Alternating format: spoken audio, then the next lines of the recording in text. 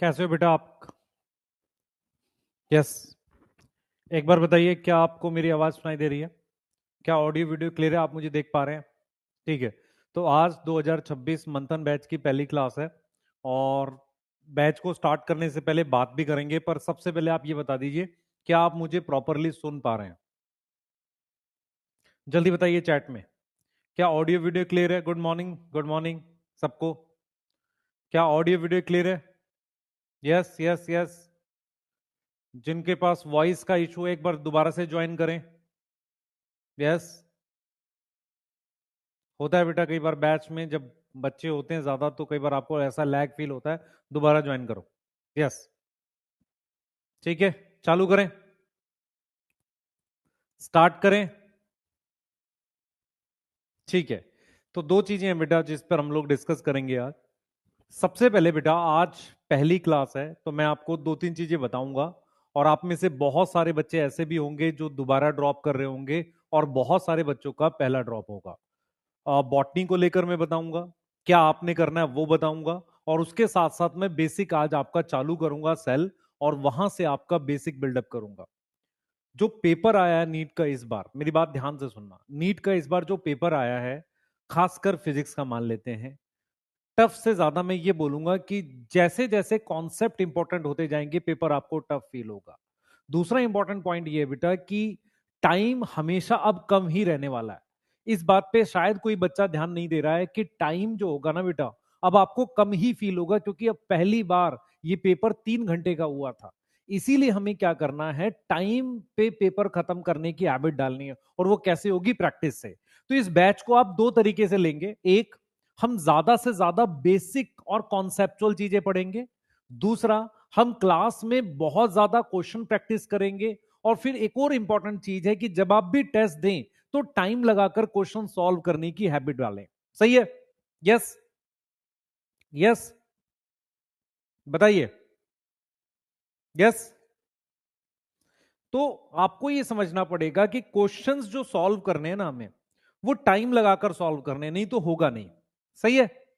ठीक है। तो स्टार्टिंग करते हैं बेटा फटाफट से, जो मैं आपको बोलने जा रहा हूं। देखो कैसे स्टार्ट करेंगे आज बैच को। मैं एक टॉपिक, छोटा सा एक आपको बात समझाऊंगा। अगर आप मेरी बात समझ पाए तो आपको बहुत मजा आने वाला है इस बैच में। सुनो, जैसे क्या है, बायो में जो क्वेश्चंस आए हैं जिन्होंने बच्चों को परेशान किया, वो है स्टेटमेंट वाले। सेम चीज फिजिक्स में थी, सेम चीज केमिस्ट्री में थी। मैं यहां पर 4 स्टेटमेंट लिख के आपको दिखा रहा हूं। आप ध्यान से सुनना मैं क्या बोलने जा रहा हूं, तब आपको फील आएगा बायो को कैसे समझना है।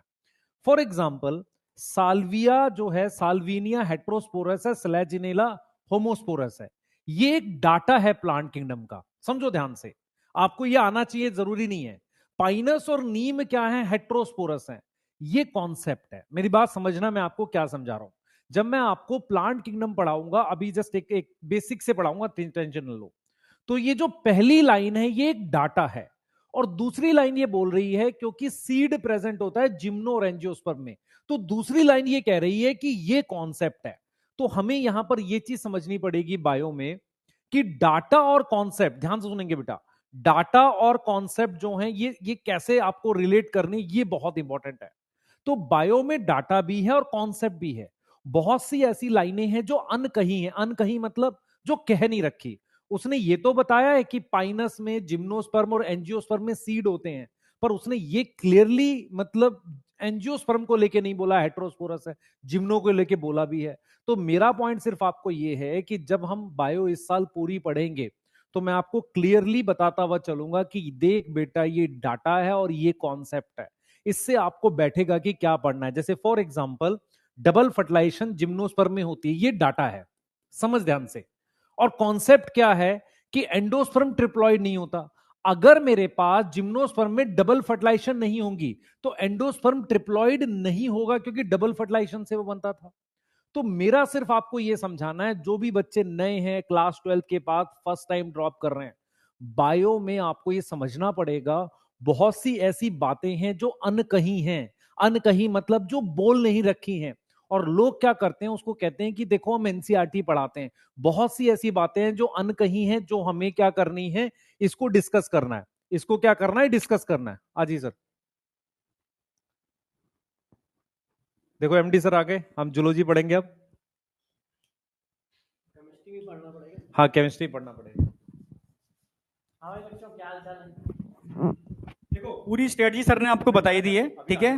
अच्छा आदि बताइए, ठीक है। हाँ तो हम थोड़ा 2 मिनट लेट हो गए, ठीक है, रास्ते में। तो पूरी स्ट्रेटजी आपको अभी बता देंगे। मैं सच कह रहा हूँ, बस इतनी बात बोलूंगा, जितने भी बच्चे हमारे बैच में हैं, ठीक है, बस टीचर पर आप फेथ कर लो, बिलीव करो, बैकलॉग मत आने दो। एक ही बात बोल रहा हूं मैं, ठीक है। डीपीपी आपको प्रॉपर डेली लगानी है, अल्टीमेट लेवल की है, ठीक है। और टेस्ट प्रॉपर देने हैं। मैं सच कह रहा हूं, कोई नहीं है जो सिलेक्शन को रोक पाए, ठीक है। और जितना है आप अपने को कट करो फालतू चीजों से, ठीक है, सोशल मीडिया से, ठीक है। अपने को एकदम बैच पर फोकस कर लो। अगर आपने ये कर लिया ना, ठीक है, तो 100% सिलेक्शन कोई रोक नहीं पाएगा, ठीक है। और एकदम कहते हैं ना, अपना फोकस एक जगह कर लेते हैं, यानी एनर्जी जब एक जगह लगाते हैं, कहते हैं सन एनर्जी देता है, ठीक है। पर अगर सन की एनर्जी को एक लेंस से हम जब एक जगह फोकस कर देते हैं तो कागज में भी आग लग जाती है। तो पहले मैं छोटा था तो ये ऐसे कैसे हो सकता है। तो ये सिंपल बात है, जब आप एनर्जी को एक जगह लगा लेते हो तो असंभव है वो भी संभव हो जाता है, इम्पॉसिबल को भी पॉसिबल में कन्वर्ट कर सकते हो। मतलब मैं यूं ही बातें नहीं कर रहा, ये एग्जैक्ट सही है। और ये मैं अपने ऊपर अप्लाई करता हूं, ठीक है। सर कहते भी हैं कि भाई आप एक काम में लग जाते हो तो और सारे काम भूल जाते हो, फिर एक ही काम में लग जाते हो बुरी तरह से। ये रियलिटी है। जब मैं एक काम को एकदम फोकस कर लेता हूं तो पागलों की तरह रात में सोच रहा होता हूं तो वही काम सोच रहा होता हूं, हाँ, पर और सब चीजें छूट जाती हैं मुझसे, पर एक काम में पागल हो जाता हूं। जब पागलपन आपके अंदर आएगा ना, तो आप इम्पॉसिबल को भी पॉसिबल में कन्वर्ट कर लोगे, ये गारंटी है। पर वो पागलपन ऐसा हो कि सो रहे हो तो वही चीज घूम रही है, टहल रहे हो तो वही चीज घूम रही है, खा रहे हो तो वही चीज घूम रही है। तो मैं सच कह रहा हूं, ये पागलपन आपको आपके टारगेट तक पहुंचा देगा, ठीक है। देखो यार बच्चों, यदि आपको सिलेक्शन चाहिए तो आपको कुछ चीजों को तो फॉलो करना ही पड़ेगा। एक सबसे ज्यादा इंपॉर्टेंट चीज होती है टीचर, क्योंकि उसको बहुत सारा एक्सपीरियंस होता है। हजारों बच्चों को उसने इस मुकाम तक पहुंचाया है जिससे वो सेलेक्ट हुए हैं। तो उसकी जो प्लानिंग है उसको आपको समझना भी है और हमेशा उसी को फॉलो करना है। आपको ध्यान रखना है कि आपके पास समय लिमिटेड है, वही 24 घंटे हैं, उसमें सारे काम करने हैं आपको। तो एक प्लान को पकड़ लो और उसको फॉलो करते चले जाओ। आपका जो सबसे टफ काम होगा, देखो आप सब कुछ कर लोगे, हम लोगों की बातें भी सुन लोगे, मान भी लोगे, अभी हफ्ते तक जो उसमें काम भी कर लोगे। तुम्हारी तरफ से जो सबसे टफ काम होगा वो कंटिन्यूअस हार्ड वर्क करना। जैसे आप पूरे साल कंटिन्यूअस लाइव क्लास ले लो, आप सभी डीपीपी लगा लो, सभी टेस्ट दो, ये सब आप नहीं कर पाओगे। यही आपको करना है, आपको ज्यादा कुछ नहीं करना है। बैच में जो कराया जा रहा है, बस यदि उसको आपने 100% इफिशियंसी से फॉलो कर लिया तो ऑटोमेटिक सेलेक्ट हो जाओगे, क्योंकि हम लोगों ने इसी तरह से स्टेप बनाए हैं जैसे आसानी से सिलेक्शन मिल सके, है कि नहीं सर। बस कंटिन्यूटी इनको रखनी पड़ेगी। बेटा क्लास चालू करते हैं, और मैं दो चीजें बोल देता हूं। मैं आप लोगों से एक उम्मीद करूंगा, प्लीज सीरियस रहना। हम लोग पूरी मेहनत करेंगे और नई डीपीपी है इस बार टोटली, वो आपको हम भेजने वाले हैं, ठीक है। एक्सपीरियंस का कुछ तो फायदा होगा सर, ऐसी बात नहीं, कुछ नहीं, बहुत फायदा होगा बेटा, ठीक है। बहुत हम समझ रहे, जितने भी लोग हैं सबका एक्सपीरियंस अल्टीमेट है, ठीक है। अपना पूरा एक्सपीरियंस झोंक देंगे यहाँ पर, ठीक है। और 100% कह रहे हैं आपको यहां से यहां तो पहुंचाना है। बस वही 2-3 बातें मैंने आपसे रिक्वेस्ट की है, आपसे प्रॉमिस मांगा है, ठीक है। अगर आप उसको मेंटेन कर लिया आपने, और एनर्जी जो आज है वही कंसिस्टेंसी मेंटेन रख लिया आपने, तो यार सब कुछ बहुत बेहतर होगा, ठीक है। बेटा बायो की क्लास का एक बार टाइम, हम लोग टाइम को लेके कुछ बच्चे लिख रहे हैं, गैप कम है थोड़ा सा, हम उसको देख लेते हैं, और उसमें कोई भी चेंजेस होगा नेक्स्ट वीक से आपको बताएंगे, है ना। आप परेशान मत होइए, ठीक है। आज क्लास करिए पहले, ठीक है ना। चालू करें मामला, चालू करें मामला भाई, स्टार्ट। चलो मैं 2-3 चीजें बोलता हुआ चलूंगा फटाफट से, आप मुझे बताना कि आप मुझे सुन पा रहे हैं, देख पा रहे हैं, ठीक है। पहली चीज क्या है बेटा, गोट, लेजेंड, गॉड, ये सब बातें टीचर के रिस्पेक्ट में ना करें। टीचर एक सामान्य व्यक्ति है जो आपके और हमारी तरह, बिल्कुल मैं आपकी तरह हूं, मेरे साथ भी वही दिक्कत है। मैं आपको दिखाता हूं क्या। भाई देखो, ये मैं पार्ले जी खा रहा था अभी जस्ट, क्या है इसमें कुछ 1-2 चींटियां आ गई थी, तो वो मैंने छोड़ दिया वो उनके खाने के लिए। तो मैं एक सामान्य आदमी हूँ जो पार्ले जी खाता है, पहली बात ये, ठीक है। दूसरी चीज बेटा, दूसरी चीज क्या है, आप अपने आप को बहुत ज्यादा चीजों से इन्फ्लुएंस मत करो। मैं और एमडी सर, सर्वेश सर, सब लोग खुद प्लान कर रहे हैं आपके लिए, आप मत प्लान करो। मैं फिर रिपीट कर रहा हूं, आपको प्लान क्यों नहीं करना है। आज आपको सेल यूनिट ऑफ लाइफ की 5 डीपीपी में अपलोड कर दूंगा, डीपीपी और डीपीपी सॉल्यूशंस आपको पहले दिए जाएंगे अभी, क्योंकि बेसिक पढ़ रहे हैं 2-1 दिन में पूरे चैप्टर के। तो चैप्टर स्टार्ट होने से पहले जो हमने इस बार बड़ा बदलाव खुद में सोचा है वो बता रहा हूं कि चैप्टर स्टार्ट होने से पहले डीपीपी और डीपीपी सॉल्यूशन, ध्यान सुनेंगे, डीपीपी और डीपीपी सॉल्यूशन आपको पहले मिल जाएंगे। तो आज और कल में आपको दिखने लग जाएंगे, ठीक है। कहां दिखेंगे उसकी वीडियो बता देंगे। तीसरी चीज, क्लास में नॉर्मल लेवल के क्वेश्चन और अच्छे लेवल के क्वेश्चन हम लोग खुद कराएंगे। हर क्लास के बाद मैं आपको डोपा अलग से इस बार नया लिख कर दूंगा, उसमें कोई डाउट नहीं है। इसका मतलब मैं क्लास में ही आपको बहुत सारे क्वेश्चन कराऊंगा, तो इसका मतलब डीपीपी में थोड़ा सा लेवल बढ़ा हुआ होना चाहिए। तो डीपीपी आपको कब ज्यादा हेल्प करेगी, जब 2-3 लेक्चर हो जाए करेंगे चैप्टर के, क्योंकि उसमें अच्छे लेवल के क्वेश्चन है। अगर आप ये बोलो कि सर डीपीपी में भी बहुत लो लेवल दे दो, उससे फायदा नहीं होगा। सारा लेवल हम क्लास में कवर करेंगे, हल्की सी हाई डीपीपी में, उसके बाद जो सिद्धि और आपको दूसरी तेजस बताई उसमें थोड़ा सा और लेवल। इससे आपको लेवल की टेंशन नहीं लेनी। आपको मैं 1-2 क्वेश्चन दिखाऊंगा भी, आपको मजा आ जाएगा डीपीपी के क्वेश्चन देखकर, ठीक है। क्लियर है। इस बार ध्यान से सुनेंगे बेटा, इस बार हम डीपीपी को बदल रहे हैं आपके लिए, क्योंकि ये हमारा फर्ज है कि थोड़ा सा आपको लेवल उधर भी बढ़ा के देना चाहिए, ठीक है। डीपीपी को क्विज की फॉर्मेट में कराने के लिए थोड़ा सा समय दीजिए, अभी पीडीएफ की फॉर्म में मिलेगी आपको। और कोई?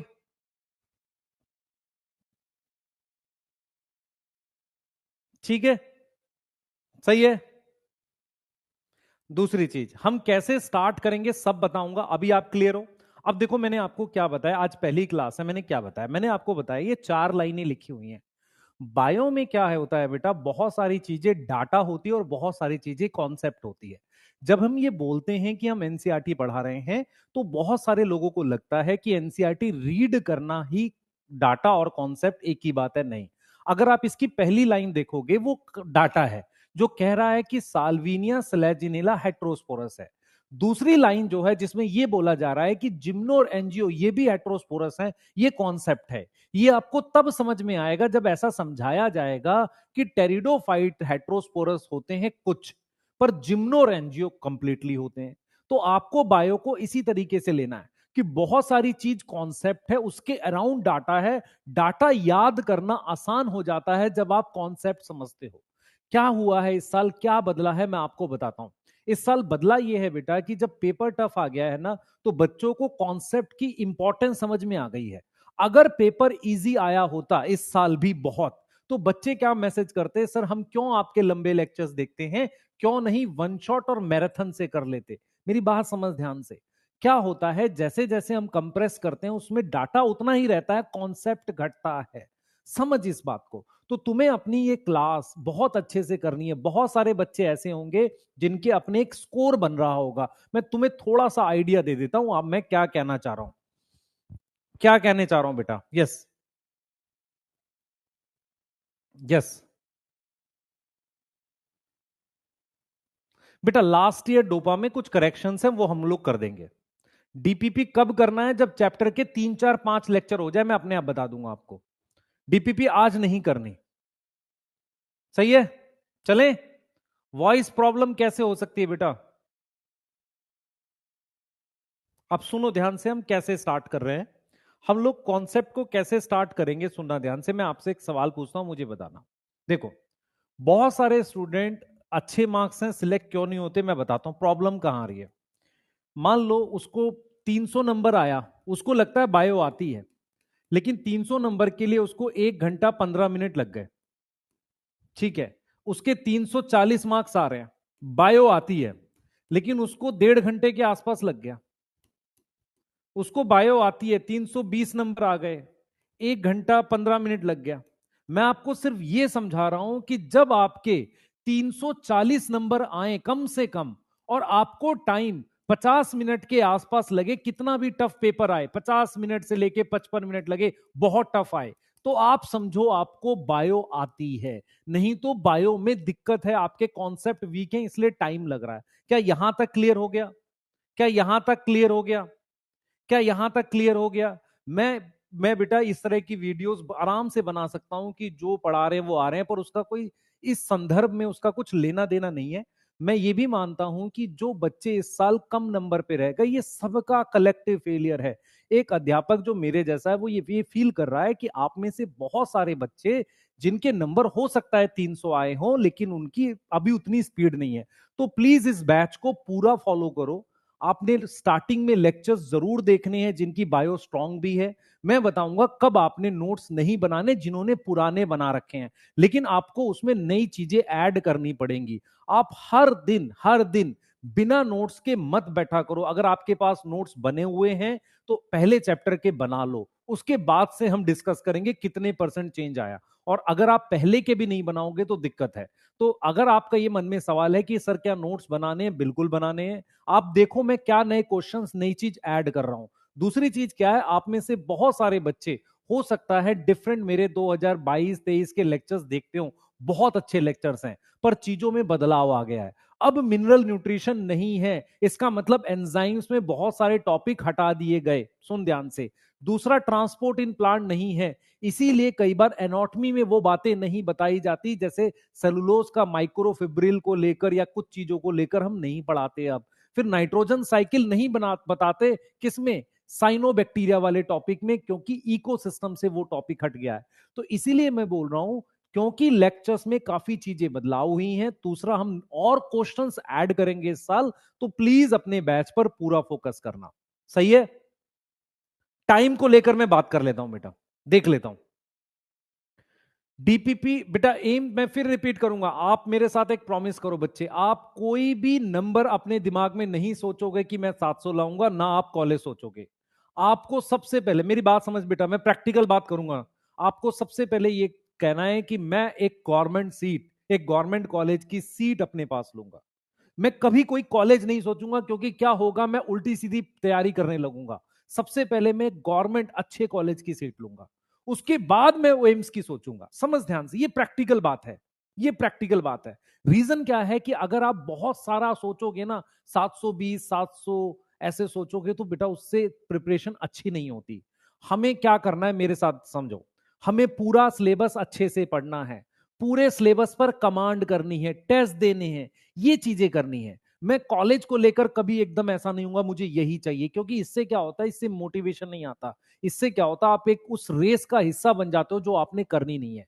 मुझे सबसे पहले अपने जीवन को सिक्योर करना है, मुझे गवर्नमेंट कॉलेज की अच्छी सीट चाहिए, बस। उसके बाद मैं ये देखूंगा कि क्या एम्स मिल सकता है कि नहीं मिल सकता, वो लास्ट के 2 महीने 3 महीने की फाइट है। यस, यस, ठीक है, यस। चलिए आगे चलेंगे। अब मैं आपसे 2-3 चीज बता सकता हूं बेटा, बायो का पेपर कैसे टफ बना सकते हैं। पहला, हम मैच द फॉलोइंग स्टेटमेंट और असर्शन रीजन, ये बात मैंने लास्ट ईयर भी बताई थी। अगर बहुत सारे बच्चे जानते हैं कि match the following assertion reason और स्टेटमेंट के क्वेश्चंस के थ्रू टफ बना सकते हैं। दूसरा, मल्टीपल कॉन्सेप्ट यूज कर सकते हैं, 4 अलग अलग स्टेटमेंट अलग अलग टॉपिक की। जैसे फॉर एग्जांपल, एक स्टेटमेंट प्लांट किंगडम की है, दूसरी उसमें प्लांट किंगडम में एल्गी की है, दूसरी ब्रायोफाइट की है, तीसरी स्टेटमेंट उसने जिम्नोस्पर्म से ले ली। मैं आपको एक एग्जांपल दे देता हूं। जैसे मान लो एक क्वेश्चन आ जाए, क्वेश्चन में आ जाए एक स्टेटमेंट ये है बेटा, कई स्टेटमेंट दे दे वो, एक कह दे कि डायटम जो है वो चीफ प्रोड्यूसर है, तो पहला स्टेटमेंट वो दे दे चीफ प्रोड्यूसर है, ठीक है सर। दूसरा वो दे दे कि हमारे पास क्लोरोफिल ए होता है किसके अंदर, लिखना कुछ नहीं अभी, क्लोरोफिल ए होता है किसके अंदर, साइनोबैक्टीरिया के अंदर, साइनोबैक, एक स्टेटमेंट ये दे दे। तीसरी स्टेटमेंट ये दे दे कि एगेरिकस जो होता है, एगेरिकस में एसेक्सुअल स्पोर एब्सेंट होते हैं। जब एक क्वेश्चन में एक से ज्यादा, इस बार थे क्वेश्चन, एसेक्सुअल स्पोर एब्सेंट होते हैं, जब एक से ज्यादा अलग अलग टॉपिक के कॉन्सेप्ट हो, तो हमारे पास क्या हो जाता है, पेपर डिफिकल्ट हो सकता है। हमारे पास मैच द फॉलोइंग स्टेटमेंट, ये टाइम कंज्यूम करते हैं। ये क्या करते हैं बेटा, टाइम कंज्यूम करते हैं। और मैं आपसे आज एक चीज समझाता हूं, असर्शन रीजन को करने का बेस्ट तरीका क्या है। सबसे पहले आप वो वाले क्वेश्चन करो जिसमें 2 स्टेटमेंट हैं, 1 और 2। क्या only 1 correct, only second correct, both correct, both wrong. अगर हम पहले उसकी प्रैक्टिस करेंगे तब हम उसको रीजन पहचान पाएंगे। क्या मेरी बात समझ में आ गई, नहीं आ गई?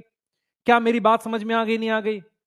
बेटा आप वेट करो, आपको सारा टेलीग्राम चैनल कौन सा ज्वाइन करना सब बताया जाएगा। आज पहली क्लास प्रॉपरली आराम से अरेंज, रिलैक्स करके सुनो मैं जो बता रहा हूं।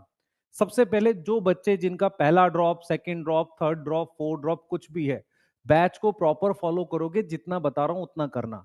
बैच के अंदर मैं बहुत सारे क्वेश्चन कराऊंगा। डीपीपी इस बार हमने बदल दी है, कुछ नए क्वेश्चंस डाले हैं, कुछ नहीं, सारे ही मैंने, सेल वाले तो सारे मैंने खुद टाइप करके बनाए हैं, वो डाले हैं। तीसरा, उसमें सिद्धि और तेजस वाले क्वेश्चन जरूर करो, अच्छे क्वेश्चन हैं। उसके बाद टेस्ट पे ध्यान दो, इसके बाद तुम्हारा कुछ नहीं होगा। मैं बस आपको यह समझा रहा हूं कि किस तरीके से पेपर को आप डिफिकल्ट बना सकते हैं। दूसरा, एप्लीकेशन ऑफ कॉन्सेप्ट, अगर ये आया तो मुश्किल आएगा पेपर, तो पेपर ऐसे मुश्किल आ सकता है जैसा एम्स में आया करता था। इन तरीके से आप पेपर को मुश्किल बना सकते हो। एम्स का पेपर क्यों मुश्किल था आपको पता है? एम्स के पेपर में 60 क्वेश्चन बायो के थे, 60 फिजिक्स के थे, 60 केमिस्ट्री के थे। हर 60 में से 20 क्वेश्चन असर्शन रीजन के होते थे। तो असर्शन रीजन की इस बार क्लास में भी हम काफी प्रैक्टिस आपको कराएंगे, ठीक है? यस, यस, ये चीज समझ में आ रही है बेटा? तो हमारे पास आपको समझना पड़ेगा कि किस तरीके से हम जा रहे हैं, ठीक है? क्लियर है? तो क्या ये चीज क्लियर है बेटा सबको कि पेपर हम किस तरीके से डिफिकल्ट बना सकते हैं? पहला, match the following statement, assertion reason के क्वेश्चन, कॉन्सेप्ट बढ़ा के हम कर सकते हैं। क्लियर है बेटा? जल्दी बताओ, जल्दी जल्दी जल्दी जल्दी, फास्ट फास्ट फास्ट। सही है? यस, यस, ठीक है। चलिए चलिए, चलो चालू करते हैं आज का प्रोग्राम। तो क्या क्या चीजें अलग है मैं आपको क्लियर कर देता हूं। डीपीपी डिफरेंट बना रहा हूं मैं ऑलरेडी बैच में, और उसके साथ वीडियो सॉल्यूशन हम लोग दे रहे होंगे। टेस्ट वीकली रखें, मैं फिर रिपीट कर रहा हूं, जो बच्चे टेस्ट नहीं देंगे उनके लिए ठीक नहीं होगा। मैं हो सकता है आपके नंबर निकाल के आपके पेरेंट्स को या आपको कॉल करूं, डायरेक्ट कभी भी कॉल आ सकता है। ध्यान रखना, मैं टेस्ट को लेके बहुत सीरियस रहने वाला हूं इस बार। क्योंकि क्या होता है, आप टेस्ट नहीं देते हो और प्लान करते हो एम्स का, इस चीज को लेके मैं बहुत स्ट्रिक्ट रहने वाला हूं। क्लियर है? क्लास के क्वेश्चन बायो के आप लिखना चाहो लिख लो, डोपा के क्वेश्चन लास्ट में होते हैं वो लिख सकते हो। बायो में बीच बीच में थोड़े थोड़े आते हैं, ज्यादा लंबे क्वेश्चन होते हैं, नहीं लिखना चाहिए आपको। यस, ठीक है। चलिए, अच्छा, कंटेंट में कुछ नए क्वेश्चंस मैं ऐड करूंगा, ठीक है, और कुछ एडिशनल टॉपिक्स में इस बार डालने वाला हूं। आपको जरूर आपको फर्क समझ में आएगा, क्योंकि हमें लग रहा है थोड़ा सा कंटेंट को लेकर लेवल अप करना है। अच्छा, किस तरीके से हम पढ़ेंगे? जो बच्चे नए हैं, जैसे भी नए हैं उनको मैं बता देता हूं। सबसे पहले हम लोग क्या पढ़ेंगे? सेल, ठीक है। सबसे पहले हम सेल पढ़ेंगे, फिर मैं आपको पढ़ाऊंगा सेल साइकिल। इसके बाद से हम लोग जाएंगे इस पर, ये बायोलॉजिकल वगैरह हो गया। उसके बाद हम पढ़ेंगे प्लांट किंगडम, लिविंग वर्ल्ड, ऐसे जाएंगे, है ना? इस तरीके का सीक्वेंस जा रहा होगा। Plant kingdom, living world. Living world से क्यों नहीं पढ़ रहे? क्योंकि लिविंग वर्ल्ड से पढ़ने में क्या होता है, आपको कुछ कॉन्सेप्ट बनेगा नहीं, सेल पहले पढ़ना है। इसके बाद हम लोग पढ़ेंगे मॉर्फो, फिर हम पढ़ेंगे एनाटॉमी, इस सीक्वेंस में जाएंगे। यस, उसके बाद हम पढ़ेंगे प्लांट फिजियोलॉजी के 3 चैप्टर। ये सीक्वेंस है। कितने चैप्टर हैं? लगभग आपके पास 11 चैप्टर्स हैं, इन 10 चैप्टर हैं, इसके आसपास हम लोग पढ़ेंगे। मॉर्फो, एनाटॉमी, प्लांट फिजियो, इस तरीके से हम लोग जा रहे हैं। सेल, सेल साइकिल, उसके बाद biological, plant kingdom, living world एक साथ, मॉर्फो, एनाटॉमी, ये प्लांट फिजियो, ये सीक्वेंस है बेटा, ये सीक्वेंस है। क्लियर है? एनसीईआरटी क्लास के साथ चलेगी, मैं रिपीट कर देता हूं। एनसीईआरटी हम क्लास के साथ कवर करेंगे, एनसीईआरटी को विद क्लास करेंगे, और हो सकता है हम अलग से सेशन भी दे दें, ठीक है। तीसरी चीज, आपको डोपा मिलेगा एवरी क्लास के बाद, हर क्लास के बाद, after every class. After every class आपको डोपा मिलेगा, जो लास्ट क्वेश्चन से अलग होगा। इस बार फिर से नए क्वेश्चन बनाएंगे, उसमें भी थोड़ा सा वहां भी लेवल अप आपको देखने को मिलेगा, ठीक है। उसके अलावा डीपीपी के क्वेश्चंस आपने करने हैं। हमने डीपीपी के बढ़िया क्वेश्चन बनाए हैं, जिसमें आपको दिमाग लगेगा, बिल्कुल लगेगा। आप सुनना ध्यान से, मैं एक सवाल पूछता हूं, ध्यान से सुनना बेटा। क्या हमें नई एनसीईआरटी लेनी है? अगर आ गई है मार्केट में ले सकते हो, नहीं तो चेंजेस हम बता देंगे। क्या पुराने नोट्स चल सकते हैं? चल सकते हैं, पर पहले चैप्टर के बना लो, फिर मैं बताऊंगा। पर मैं इस बार काफी बदलाव कराने वाला हूं, तो शायद आपको जरूरत पड़े नए मतलब बनाने की, पर देख लेना कि क्या आपको उसमें जरूरत पड़ रही है।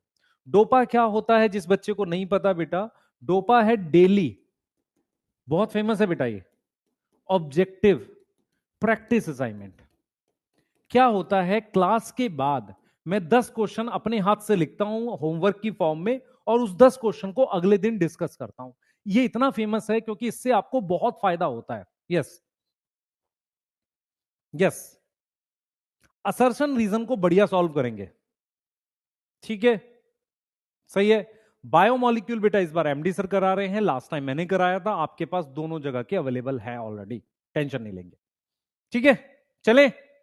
यस, मंजिल बैच से बनाया था तो बना सकते हो, बनाना चाहिए। ठीक है, हरजीत, आकाश, यस। चलिए, वॉइस ठीक है सबको क्लियर? अब चालू करते हैं। आज हम लोग इस टॉपिक से चालू कर रहे हैं जहां से मुझे पढ़ाना चाहिए बेसिक। ठीक है, यस, हाँ, चालू करें, जल्दी जल्दी जल्दी चालू करें। यस, अब डोपा कहां मिलेगा? सबसे पहले डोपा कैसे मिलेगा? जब लेक्चर खत्म हो जाता है, लेक्चर खत्म होने के बाद उसके लास्ट में आपको एक नोट्स जाती है पीडीएफ, उसमें लिखे हुए होते हैं। तो सारी चीजें मैं एक बार रिपीट करूंगा। बैच स्टार्ट हो रहा है आज पहले दिन। सबसे पहले बेटा आपको समझना पड़ेगा, बायो के अंदर बहुत सारे कॉन्सेप्ट, बहुत सारा डाटा है। मेरा ज्यादा फोकस कॉन्सेप्ट पे रहेगा। रीजन क्या है? अगर बायो का पेपर डिफिकल्ट आया, जो आपसे नहीं बना, वो कॉन्सेप्चुअल होगा, मल्टी स्टेटमेंट टाइप का होगा, तो वहां पर खास फोकस रहेगा इस साल। दूसरी चीज क्या है कि सब लोग कह रहे हैं पेपर डिफिकल्ट आएगा, इजी आएगा। हम डिफिकल्ट के हिसाब से पढ़ेंगे। पेपर इजी आया तो तेरे को क्या फायदा होगा? तू बाकियों से 10 मिनट पहले, 5 मिनट पहले बायो खत्म करेगा। मतलब तेरी स्पीड बायो में औरों से ज्यादा होनी चाहिए। बस इतनी सी कहानी है, कॉन्सेप्ट के साथ तेरी स्पीड होनी चाहिए। तीसरी चीज क्या है बेटा? आप स्टार्टिंग में नोट्स बनाएंगे, पहले चैप्टर के, दूसरे चैप्टर के, उसके बाद से आप देखेंगे कैसा हो रहा है। नई चीज को पुराने नोट्स में ऐड कर सकते हैं, पर मैं बार बार बोलता हूं कि जब नई शुरुआत कर रहे हो तो पूरी तरीके से करो। चौथी चीज जो आपको ध्यान रखनी है बेटा, बैच में कुछ डिसिप्लिन है।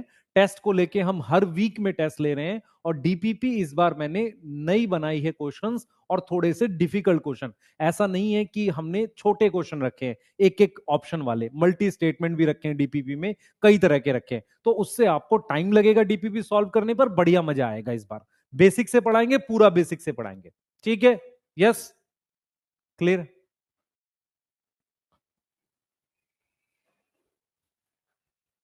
ये तो मेरा बैग है। अच्छा, ठीक है, सही है, चालू करें। तत्व सॉल्व करना है, तत्व में हम बताएंगे आपको क्या सॉल्व करना है। चालू करें बेटा, सही है। इतना इंट्रोडक्शन जरूरी था आपके लिए। और जिन बच्चों के पास पुराने बैच हैं, पुराना कुछ है, प्लीज 3 साल पुराने बैच में और इसमें कंटेंट में बहुत डिफरेंस लाते हैं हम लोग, चेंजेस करते हैं। एनसीईआरटी मैं खुद पढ़ाऊंगा आपको क्लास में, पर आपको खुद से रीड भी करनी है। आज जो है वो सिर्फ नोट्स रिवाइज करने हैं आज के लेक्चर में। आपको डीपीपी 2-3 लेक्चर के बाद से करनी है। क्लियर? यस, चलिए आइए बेटा। जिन बच्चों को वॉइस प्रॉब्लम हो रही है, एक बार फिर से उसको ज्वाइन करके वो करें। स्टार्ट करेंगे बेटा। देखिए हम लोग कैसे पढ़ रहे हैं। सबसे पहले हम लोग क्लियर अंडरस्टैंडिंग ऑफ सेल लेंगे। मैं आपको एक सेल एक्चुअल में क्या होता है समझाऊंगा। एक टॉपिक है मॉलिक्यूल्स ऑफ सेल, जिसपे मैं बात करूंगा थोड़ी सी आपसे। उसके बाद मैं बताऊंगा कि सेल कैसे काम करता है, हैप्लॉइड डिप्लॉइड क्या होता है, और यूनिसेलुलर मल्टीसेलुलर किस तरीके से इवॉल्व हुए थे, आपने क्या बात समझनी है। जैसे मैं एक सिंपल सा आपको उदाहरण देता हूं, आप मुझे बताना कि जब आप जूलॉजी पढ़ते हो, ध्यान से सुनेंगे, जब आप जूलॉजी टॉपिक पढ़ते हो, आप मुझे बताओ कौन से टिश्यू में बहुत सारी अडेप्टेशन मिलती है। कौन से टिश्यू में? ये वाले एपिथेलियल टिश्यू में। क्यों? क्योंकि वो एनवायरनमेंट के कांटेक्ट में। मेरी बात समझ में आ रही है? ऐसे ही लॉजिक हम लोग डेवलप करेंगे टॉपिक को पढ़ते हुए। तो हम लोग क्या कर रहे हैं बेटा, सबसे पहले क्लियर अंडरस्टैंडिंग लेंगे सेल की, ताकि आपको समझ में आए। मैंने लास्ट ईयर भी ये चीज पढ़ाई थी, पर इस साल इसमें कुछ चीजें हम ऐड करेंगे ताकि आपके पास लॉजिक डेवलप हो। सबसे पहले कॉन्सेप्ट ऑफ सेल की बात कर लेते हैं। आपने क्लास 9th में क्या पढ़ा था? व्हाट इज सेल, याद करो। What is cell? आपने एक डेफिनेशन पढ़ी थी। डेफिनेशन ये थी स्ट्रक्चरल। स्ट्रक्चरल क्या पढ़ा था बताओ? What is cell? यहां से नॉन नोट्स बना सकते हैं आप, यहीं से चालू हो रहा है। Structural and functional. हाँ भाई, 1 मिनट रुकें, 1 मिनट रुकें सारे। नई कॉपी बनाई है जिसने, या नई भी बनाई, एक पेज छोड़ के रखना। अगर आप रियल में ड्रॉप कर रहे हो, नीट 2024, नीट 2025, इसको लिखो और क्रॉस करो, तब स्टार्ट करना लिखना। अपने दिमाग से अगर आपने अपने स्कोर नहीं निकाले 24 और 25 के, आपके कम आ रखे हैं अगर, तो आप पढ़ नहीं पाओगे। मैं बार बार बोल रहा हूं। क्यों इस बार बच्चों को खराब लगा? सबसे बड़ी बात थी 24 का स्कोर लेके बैठा था। अपनी कॉपी के पहले पेज पे 24 और 25 लिख के क्रॉस कर, और सिर्फ नीट 2026 लिखा रहने दे। इस तरीके से अगर जाएगा, ईमानदारी से पढ़ेगा, तो सिलेक्शन हो जाएगा। Yes yes yes. 24 नहीं दिया कोई बात नहीं, 25 दिया क्रॉस कर, नहीं दिया सिर्फ 26 लिख। ठीक है? क्योंकि जब तक तुम इनको क्रॉस नहीं करोगे ना, तुम्हारा दिमाग से ये हटेगा नहीं, और तुम्हारे दिमाग में उल्टे सीधे प्लान चलते रहेंगे। हाँ भाई, सबसे पहले what is cell? Structural and functional unit of life. क्या है भाई? Structural and functional unit of life, ये डेफिनेशन है। पर मेरे हिसाब से डेफिनेशन ये नहीं होती। मेरे हिसाब से सेल क्या होता है बेटा? एक चैम्बर होता है। ध्यान से सुनियो, सेल क्या होता है? सेल एक चैम्बर होता है।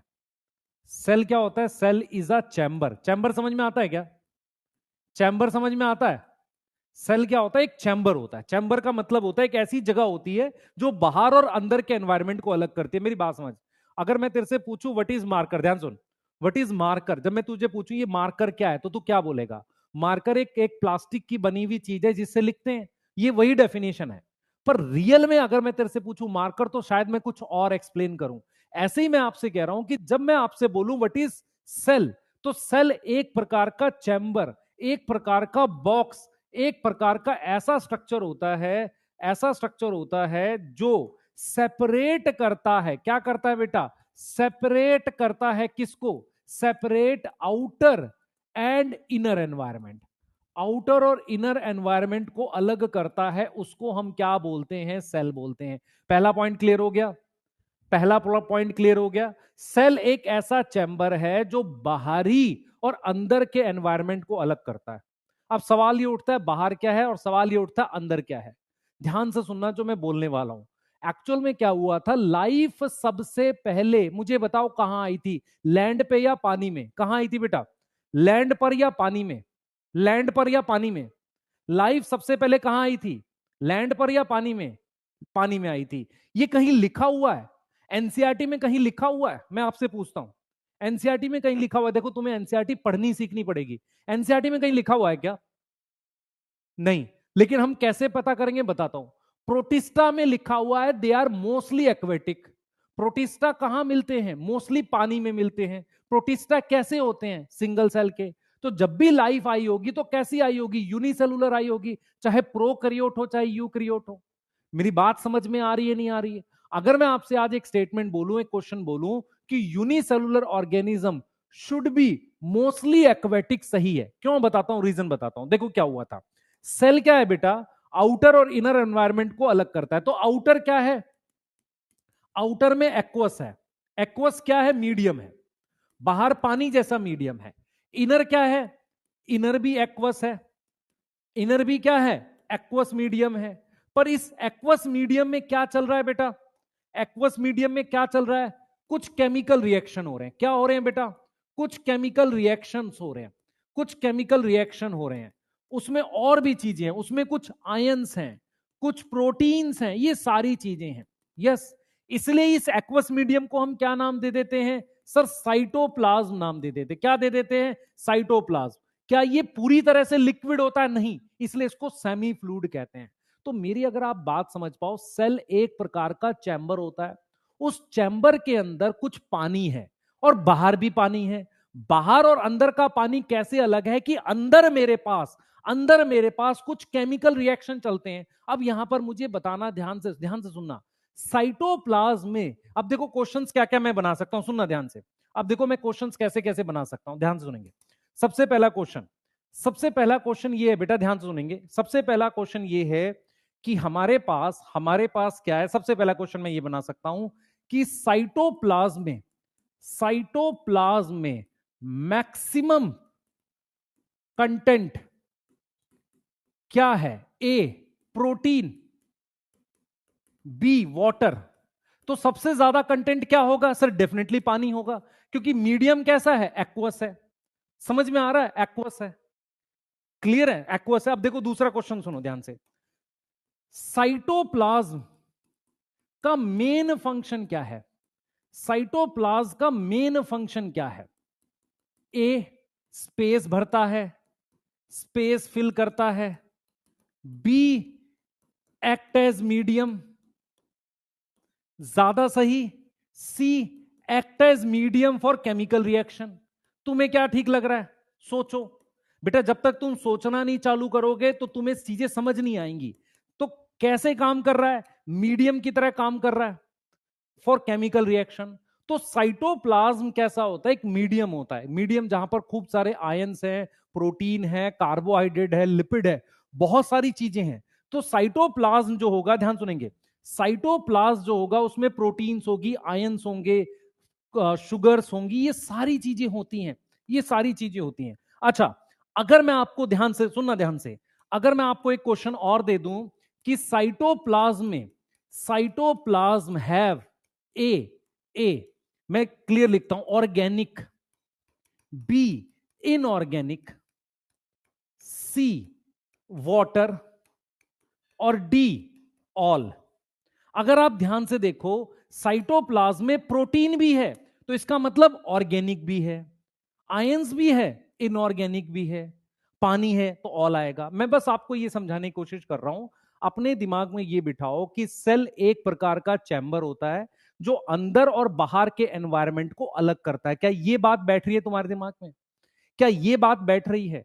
अब अंदर क्या होगा? साइटोप्लाज्म में क्या है? एक मीडियम की तरह काम करता है। मीडियम मतलब जहां पर केमिकल रिएक्शन होते हैं। इसीलिए अगर आप ध्यान से देखेंगे, मैं अगर आपसे एक सवाल पूछूं, बहुत सारे ऐसे बॉन्ड बनते हैं, बहुत सारे ऐसे बॉन्ड बनते हैं जिनको बनते वक्त पानी रिलीज होता है, उनको तोड़ने के लिए पानी चाहिए होता है।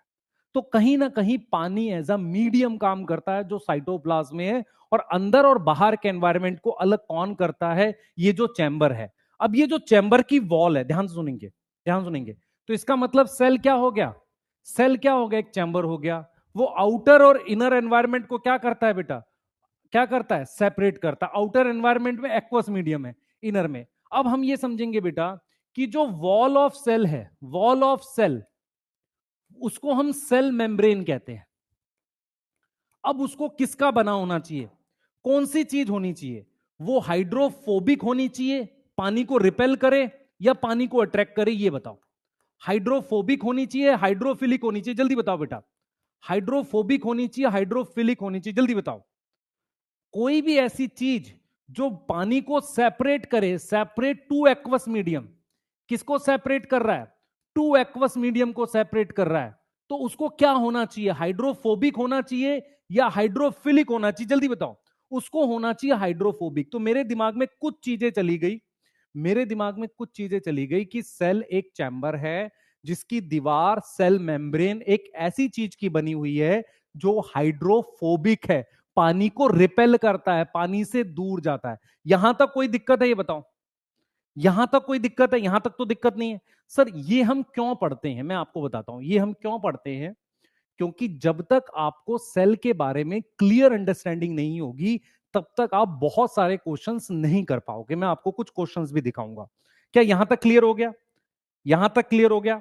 अब मैं आपको समझाता हूं सेल आया कैसे था, ठीक है? और उससे क्या करेंगे, उससे हम क्या करेंगे, कुछ चीजें और डिराइव करेंगे। देखो, आपको लिखने का टाइम में क्लास में दिया करूंगा, आप लिख लिया करोगे, पर कोशिश करो क्लास में जल्दी लिखो। पहला पॉइंट है, आप लिख सकते हो, फिर हम लोग अगले टॉपिक पे जाएंगे। दूसरी चीज क्या है, मैं कोशिश करूंगा इस साल थोड़ा और साफ और प्रॉपर वे में लिखूं, क्योंकि मेरी राइटिंग में थोड़ी दिक्कत तो है, मैं इस चीज को एक्सेप्ट करता हूं। पर मैं वो सारी चीजें कवर करूंगा आपको ज्यादा से ज्यादा क्वेश्चन और कॉन्सेप्ट्स करा के, ठीक है? यस, यस, ठीक है। हाँ, मैं इससे थोड़ा और साफ लगूंगा। अब ये नया बोर्ड है तो थोड़ा ये इसमें स्मूथ नहीं चल रहा है। हाइड्रोफोबिक का मतलब होता है बेटा जो पानी को रिपेल करता है, ठीक है? पहले से नोट्स हैं, क्यों बनाए? क्योंकि आपको पहले चैप्टर के बनाने हैं, मैं कह रहा हूं इसलिए। उसके बाद मैं बताऊंगा बनाने हैं कि नहीं। यस, ठीक, चलें आगे, चले बेटा, आगे चले। यस, चलते हैं, चलिए।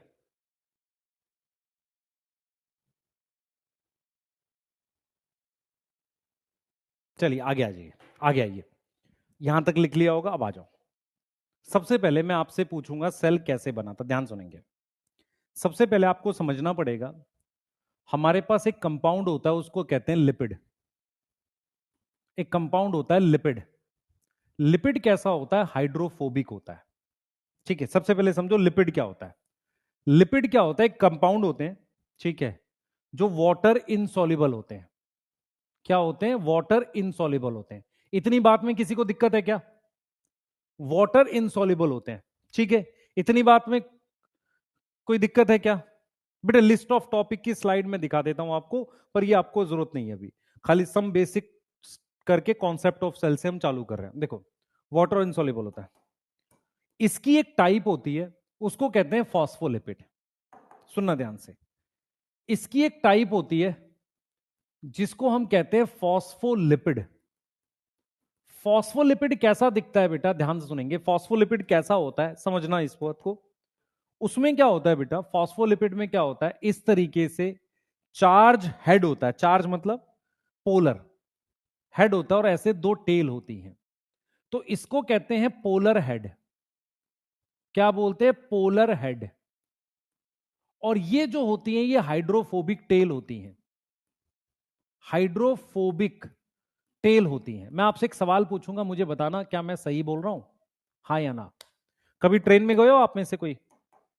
ट्रेन में यात्रा करी है? मैं आपको ये सारा समझाऊंगा दोबारा से। कभी ट्रेन में गए हो? ट्रेन में यात्रा करी है? कुछ लोगों ने करी होगी, ठीक है। ट्रेन में क्या होता है, मान लो आप ट्रेन में गए हो, ठीक है, और क्या होगा कि यार आप बगल में बैठे हैं, जो एक होता है ना, 6 लोग बैठे होते हैं नीचे ऐसे एक साइड में, एक कंपार्टमेंट बनता है जिसमें 6 लोग बैठे हैं, तो धीरे धीरे एक दूसरे के दोस्त बन ही जाते हैं, ठीक है। अब क्या होता है, मान लो कोई पर्सन आए और उनमें एक की पिटाई कर दे, ठीक है, तो दूसरे वाले को गुस्सा आएगा क्योंकि ये तो मेरा दोस्त बन गया था। समझो ध्यान से मैं क्या बोलना चाह रहा हूं। दूसरे की पिटाई कर दे तो और क्लोज दोस्त बन जाएंगे। मतलब मेरा कहने का मतलब यह है कि अगर कोई पर्सन उन दोनों की पिटाई कर रहा है तो वो दोनों आपस में और घनिष्ठ मित्र बन गए। ऐसे ही क्या होता है, ये जो फॉस्फोलिपिड है ना, पानी इसको रिपेल करता है। तो जब पानी दो फॉस्फोलिपिड को रिपेल करता है ना, वो आपस में एक दूसरे के पास आ जाते हैं। मेरी बात समझ ध्यान से, पानी एक तरीके से एनिमी है, दुश्मन है किसका? लिपिड का मान लो। तो वो लिपिड को जब रिपेल करता है ना, तो वो एक दूसरे के पास आ जाते हैं। एक और एग्जांपल बताता हूं, ग्लास ले लो, उसमें पानी की 2 3 4 ड्रॉप डाल दो, वो ड्रॉप मिलकर एक बड़ी ड्रॉप बना देंगे। तो लिपिड क्या होता है बेटा? हाइड्रोफोबिक होता है, वाटर इनसॉल्युबल होता है। उसकी एक टाइप होती है फॉस्फोलिपिड। तो फॉस्फोलिपिड क्या है? एक टाइप ऑफ लिपिड है। क्या है बेटा? टाइप ऑफ लिपिड है। इसमें मेरे पास अगर मैं स्ट्रक्चर की बात करूं तो इसमें एक ऐसी चीज होती है जो पोलर होती है। पोलर शब्द का मतलब है ये क्या होगा, इस पे चार्ज होगा। क्या होगा? चार्ज हो सकता है। तो मान लो चार्ज होने की वजह से पानी को अट्रैक्ट करेगा। और ये वाली चीज क्या होती है? दो दो क्या होती है? हाइड्रोफोबिक टेल होती है। ये हाइड्रोफोबिक टेल होती है। अब क्या होता है कि जब मैं एक से ज्यादा लिपिड, मान लो मैं एक से ज्यादा लिपिड मॉलिक्यूल ऐसे फ्री छोड़ दूं, जैसे मान लो एक ये रहा, एक ये रहा, एक ये रहा, एक ये रहा, एक ये रहा, इस तरीके से अगर मैं लिपिड के मॉलिक्यूल्स को ऐसे फ्री छोड़ दूं, कह दूं कि तुम भाई फ्री हो पानी में। कहां फ्री हो? पानी में। मान लो यहां चारों तरफ पानी है मेरे पास, ये मेरे पास मान लो पानी है, इसमें अगर मैं छोड़ दूं तो लिपिड के मॉलिक्यूल अपने आप को अरेंज कर लेते हैं। कैसे? फॉस्फोलिपिड क्या करता है? खुद को अरेंज कर लेता है। अरेंज कर लेता है किसमें? अरेंज कर लेता है फॉस्फोलिपिड किसमें बेटा? बाइलेयर में। तो हम यहां पर ये कह रहे हैं बेटा, फॉस्फोलिपिड जो है वो अरेंज कर लेगा, अरेंज इन अ बाइलेयर। वो खुद को अरेंज कर लेता है किसमें? बाइलेयर में अरेंज कर लेता है। क्या मेरी बात समझ में आ रही है? तो फॉस्फोलिपिड खुद को किसमें अरेंज कर लेता है? बाइलेयर में अरेंज कर लेता है। ऐसे कैसे अरेंज कर लेता है? बाइलेयर में इस तरीके से अरेंज कर लेता है। क्यों? मैं आपको समझाता हूं। ऐसे खुद को ऐसे डबल लेयर में लगा लेता है। क्यों? मैं आपको समझाता हूं। ये बहुत इजी है समझना। देखो मेरी बात समझना, ऐसा क्यों हुआ मेरी बात समझना। जैसे मान लो एक ये पोलर चीज है, सुनना, चारों तरफ पानी है, ध्यान सुना, ये एक लिपिड है, ठीक है, इसकी ये हाइड्रोफोबिक पानी को रिपेल करने वाली टेल है। मैंने एक और लिपिड बना दिया, ये एक और बना दिया, तो इसने क्या किया? इसके इस हाइड्रोफोबिक को कवर कर लिया। ये देख ध्यान से, मेरी बात समझ। मैं ये कहना चाह रहा हूं बेटा कि जैसे मान लो मेरे पास, ध्यान सुना बच्चे, ध्यान सुना, मान लो मेरे पास ये जो जगह है इस वाले लिपिड की, ये हाइड्रोफोबिक थी ये, और ये हाइड्रोफोबिक थी, तो इस वाले लिपिड ने और इस वाले लिपिड ने इसको कवर कर लिया ना दोनों तरफ से। अब ये वाला हिस्सा हाइड्रोफोबिक अभी बचा हुआ है, तो इसके सामने अगर मैं एक और लिपिड लगा दूं, ध्यान से देख बेटा, अगर मैं इसके सामने एक और लिपिड लगा दूं ऐसे, तो ये पूरी तरीके से कवर हो गया कि नहीं हो गया, ये देख जरा ध्यान से। मतलब मैं ये कहना चाह रहा हूं कि हमारे पास इस वाले लिपिड का ये हाइड्रोफोबिक, ये हाइड्रोफोबिक और ये हाइड्रोफोबिक, ये तीनों हाइड्रोफोबिक पार्ट कवर हो गए। किसकी वजह से? यहां एक लिपिड, यहां एक लिपिड, सामने लिपिड। तो फॉस्फोलिपिड खुद को बाई लेयर में अरेंज कर देता है। यस, फॉस्फोलिपिड क्या है बेटा? ठीक है, यस यस, यहां तक समझ में आ रहा है? अब सुनो ध्यान से, अगर मैं, बेटा ये चीजें ऐसा लगता है हमें आती है, लेकिन कई बार नहीं भी आती है बहुत सारों को। इस तरीके से मैं क्या करूंगा, ऐसे बाइलेयर बना दूंगा। बाइलेयर बन गई। बाइलेयर मतलब एक लेयर ये रही, एक लेयर ये रही। इस तरफ पानी हो सकता है, इस तरफ पानी हो सकता है। अब देखो मेरी बात सुनो, अगर यहां भी पानी हो, यहां भी पानी हो, ध्यान से सुनोगे तब क्या करेंगे? अब देखो मैं क्या समझा रहा हूं। मान लो मैंने क्या किया, बोर्ड पे ध्यान रखना बेटा, मैंने क्या किया देखना। मैंने क्या किया, इस लिपिड के यहां पर एक लिपिड लगा दिया, यहां लगा दिया, सामने लगा दिया। इस लिपिड के यहां लिपिड है, पर यह जगह खाली है, यह जगह खाली है, यह जगह खाली है, यह जगह खाली है, जो पानी के कांटेक्ट में नहीं आ सकता।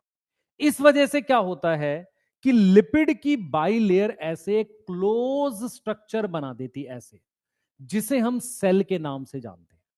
तो सबसे पहले ये फॉस्फोलिपिड ने बाइलेयर बनाई, फिर पानी के अंदर ऐसे गोल स्ट्रक्चर बना दिया। इससे क्या फायदा होगा कि मेरे पास ये जो हाइड्रोफिलिक है, ये हाइड्रोफिलिक किसके कांटेक्ट में आ जाएगा? हाइड्रोफिलिक किसके कांटेक्ट में आ जाएगा? पानी के। ये हाइड्रोफिलिक पानी के कांटेक्ट में, जो हाइड्रोफोबिक पार्ट है वो पानी से दूर हो जाएगा।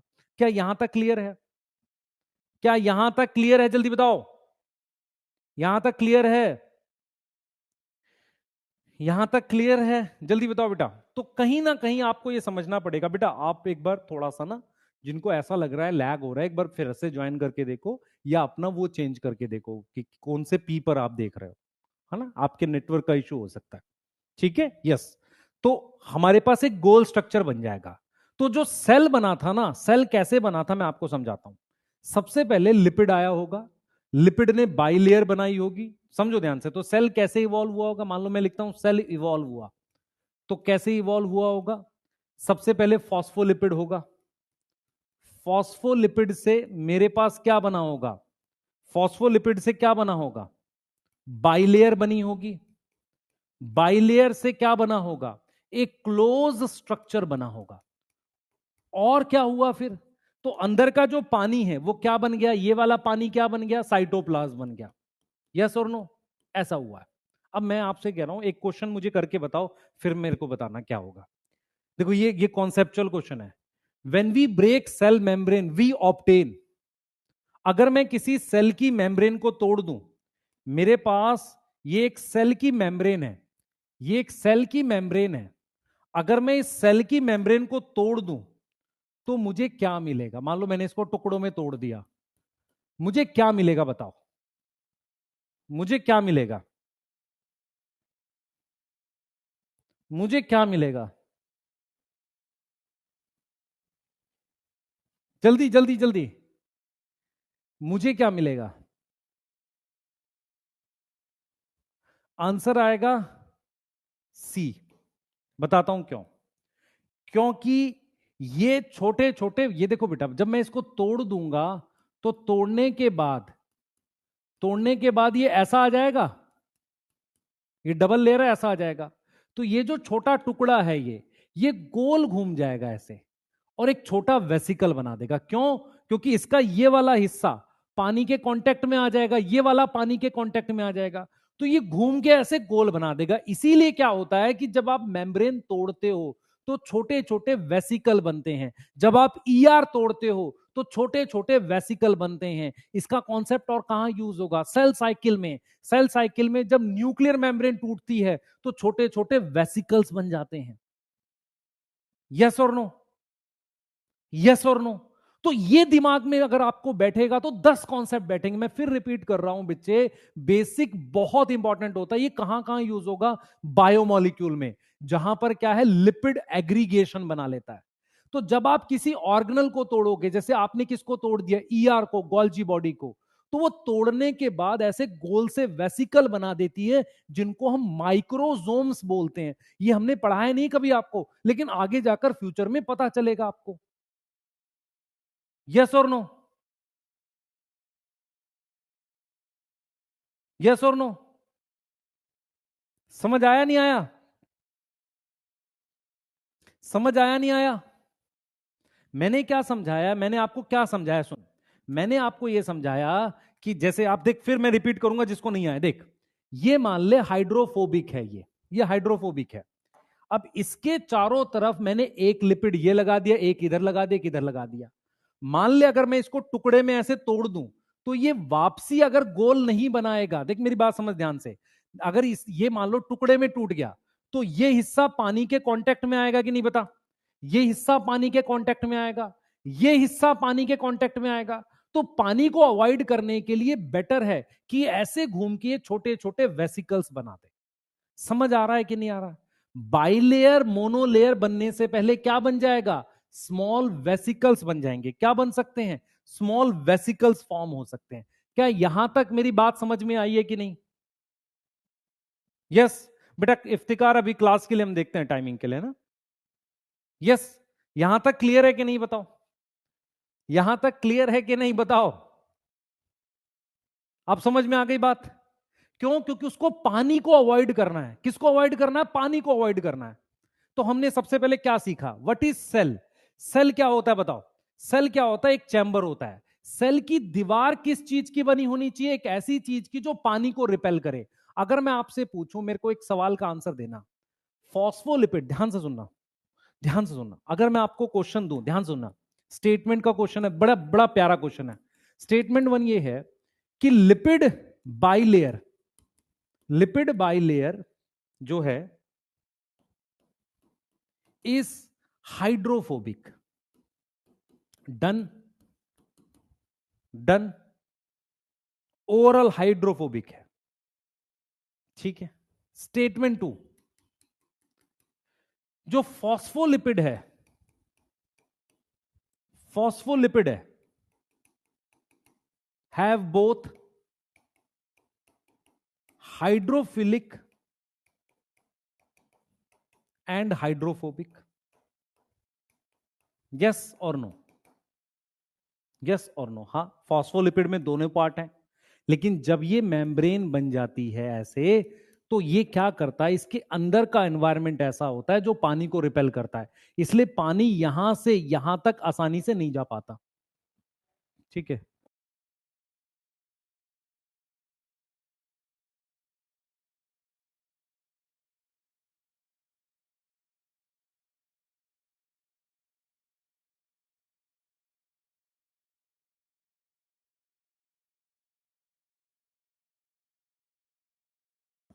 ठीक है बेटा, जल्दी बताओ।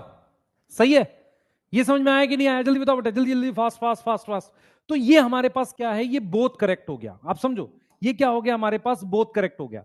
तो मैं आपको सिर्फ ये समझा रहा हूं, ये कॉन्सेप्चुअल चीजें आपको समझनी पड़ेंगी। अब हम क्या करेंगे बेटा, मैं आपको कुछ चीजें बताऊंगा। अब मैं आपको क्या पढ़ाने जा रहा हूं, देखो, आपने अगर सबसे पहले मेरी बात समझ ली होगी कि सेल क्या होता है। सेल एक चैम्बर होता है जो बाहर और अंदर के एनवायरनमेंट को अलग करता है। पहली बात क्लियर है कि नहीं है? पहली बात क्लियर है कि नहीं क्लियर है? बाहर पानी है, अंदर भी पानी है। ठीक है। अंदर के पानी को हम क्या बोलते हैं? साइटोप्लाज्म बोलते हैं। यहां तक क्लियर है? यहां तक क्लियर है? यहां तक क्लियर है? यस बेटा। हेड हाइड्रोफिलिक है, हेड हाइड्रोफिलिक है। अब देखो मैंने क्या पढ़ा है, मैंने आपको बोला साइटोप्लाज्म में क्या होते हैं? आयंस होते हैं, पानी होता है, बहुत कुछ होता है। ठीक है। वो चीजें ऑर्गेनिक इनऑर्गेनिक दोनों है। ठीक है। अब हम आ गए, अब हमने क्या किया, देखो ध्यान से, ये फॉस्फोलिपिड है। फॉस्फोलिपिड क्या होता है? एक लिपिड की टाइप होती है जिसमें एक ऐसी चीज होती है जो पोलर हेड है। पोलर हेड कैसा होता है? पोलर हेड कैसा होता है? कैसा होता है? हाइड्रोफोबिक। कैसा होगा? हाइड्रोफोबिक होगा। यहां तक कोई दिक्कत? हाँ सॉरी, क्या लिख दिया मैंने? हाइड्रोफोबिक लिख दिया। हाइड्रोफिलिक होगा। कैसा होगा बेटा? हाइड्रोफिलिक होगा। यहां तक कोई दिक्कत है क्या? जल्दी बताओ, यहां तक कोई दिक्कत है? अब मैंने कहा कि जब ये अरेंज होती है तो ऐसे बाइलेयर की फॉर्म में होती है, फिर एक गोल स्ट्रक्चर बनता है जिसे हम सेल कहते हैं, ठीक है। फिर हमने आपको एक क्वेश्चन दिया कि अगर मैं सेल मेम्ब्रेन को तोड़ूंगा तो वो गोल गोल छोटे छोटे ऐसे वेसिकल्स बना लेगी। ये क्या करेगी? इस तरीके से छोटे छोटे वेसिकल्स बना देगी जब ये मेम्ब्रेन टूटेगी। क्यों? क्योंकि लिपिड ऐसे खुला हुआ नहीं मिल सकता। यहां तक क्लियर हुई है कि नहीं? पहले बताओ, यहां तक क्लियर हुई है कि नहीं? जल्दी बताओ बेटा, यहां तक क्लियर हुई है कि नहीं? जल्दी बताओ, जल्दी जल्दी जल्दी जल्दी, fast fast fast fast. S1 क्या कह रहा है? सुनो, देखो S1 क्या कह रहा है? लिपिड बाइलेयर कैसी होती है? हाइड्रोफोबिक। जल्दी जल्दी बताओ बेटा, ये क्या बोल रहा है? लिपिड बाइलेयर कैसा है? हाइड्रोफोबिक है। तो लिपिड बाइलेयर बेटा हाइड्रोफोबिक क्यों है? क्योंकि ये इसके अंदर की जगह हाइड्रोफोबिक है। ये क्लियर है? जल्दी जल्दी फास्ट। ठीक, अब आओ एक इंपॉर्टेंट कॉन्सेप्ट देखते हैं। अब मेरी बात सुनो ध्यान से। देखो मैं आपको एक चीज समझाता हूं, मुझे अब सोच के बताना। बाहर भी पानी है, अंदर भी पानी है। बाहर से अंदर अगर चीजों को ले जाना है, ये क्या है? ये मेम्ब्रेन है। ये मेम्ब्रेन किसकी बनी हुई है? बताओ जल्दी से। मेम्ब्रेन किसकी बनी हुई है? लिपिड की। लिपिड में भी कौन सा? फॉस्फोलिपिड। अंदर जो पानी है उसको क्या नाम दिया हमने? क्या नाम दिया है? साइटोप्लाज्म। एक लाइन लिखी है सेल चैप्टर में, लाइन पढ़ता हूं। एक लाइन लिखी है सेल चैप्टर में, ध्यान सुनेंगे। एक लाइन लिखी है सेल चैप्टर में, cytoplasm is a main arena of all activity. Arena मतलब एरिया, समझ आ रहा है? तो साइटोप्लाज्म में सारी एक्टिविटीज होती हैं। ऑल एक्टिविटीज, ऑल एक्टिविटीज क्या यहां पर एक्टिविटीज कौन सी होगी? क्या क्या कर रहे हैं यहां पर बेटा? बताओ, कुछ कर रहे हैं? कुछ काम चल रहा है? क्या चल रहा है? रिएक्शन चल रहे हैं। पॉइंट ये है कि अगर मुझे बाहर से कोई चीज अंदर ले जानी है तो इस मेम्ब्रेन पर कुछ चीज लगानी पड़ेगी जिसको हम कहते हैं चैनल्स। समझ इस बात को। अगर मुझे बाहर से कुछ चीज अंदर भेजनी है तो मेम्ब्रेन पर कुछ लगाना पड़ेगा जिसको हम कहते हैं चैनल्स। मैं आपको चीजें समझाता हूं, ध्यान से सुनना, आपको समझ में आएगी। मान लो मेरे पास यहां पर ऑक्सीजन है, यहां ऑक्सीजन है। सुनियो ध्यान से। क्या ऑक्सीजन चैनल से पास होती है? आर पार जा सकती है? आर पार जा सकती है। लेकिन जाने के लिए उसको कैसा चाहिए? इधर हाई कंसंट्रेशन, एमडी सर ने पढ़ाया था, इधर हाई प्रेशर, इधर कम प्रेशर चाहिए। तो मैं रिपीट करूंगा आपको, मेम्ब्रेन के आर पार बहुत सारी चीजें पास हो सकती हैं। याद आया? बहुत सारी चीजें पास हो सकती हैं। तो अब मुझे सिंपल सिंपल बताओ कि ये जो मूवमेंट है इसका क्या बोलेंगे? इसको मूवमेंट ऑफ ऑक्सीजन को क्या बोलेंगे? जल्दी बताओ, मूवमेंट ऑफ ऑक्सीजन को क्या बोलेंगे? अगर ऑक्सीजन मूव कर रही है मेम्ब्रेन के आर पार तो क्या बोलेंगे? Diffusion, osmosis. जल्दी बताओ क्या बोलेंगे इसको? जल्दी जल्दी बेटा क्या बोलेंगे उसको? जल्दी बताओ। ए डिफ्यूजन, बी ऑस्मोसिस। क्या बोलेंगे? जल्दी जल्दी जल्दी जल्दी जल्दी फास्ट, जल्दी बताओ क्या बोलेंगे उसको? जल्दी जल्दी जल्दी फास्ट, क्या बोलेंगे? डिफ्यूजन बोलेंगे। मैं आपको क्या समझा रहा हूं समझना, एक बार फोकस करो। मैं जो आपको समझा रहा हूं, मैं आपको ये कह रहा हूं बेटा कि जैसे मेरे पास एक सेल है, सेल की मेम्ब्रेन किसकी बनी है? लिपिड की। मेरी बात पूरी ध्यान से सुन। सेल की मेम्ब्रेन लिपिड की बनी हुई है। लिपिड एक हाइड्रोफोबिक चीज है। कोई भी चीज उसके आर पार अंदर जाने के लिए कुछ नियम फॉलो होंगे। गैस जो होती है प्रेशर से मूव करती है। अगर यहां प्रेशर कम है, यहां प्रेशर ज्यादा है तो मूव कर सकती है। पानी, यहां प्रेशर ज्यादा, यहां कम है, ऑस्मोसिस से आ सकता है। लेकिन कुछ चीजों के जाने के लिए मुझे चैनल्स लगाने पड़ेंगे।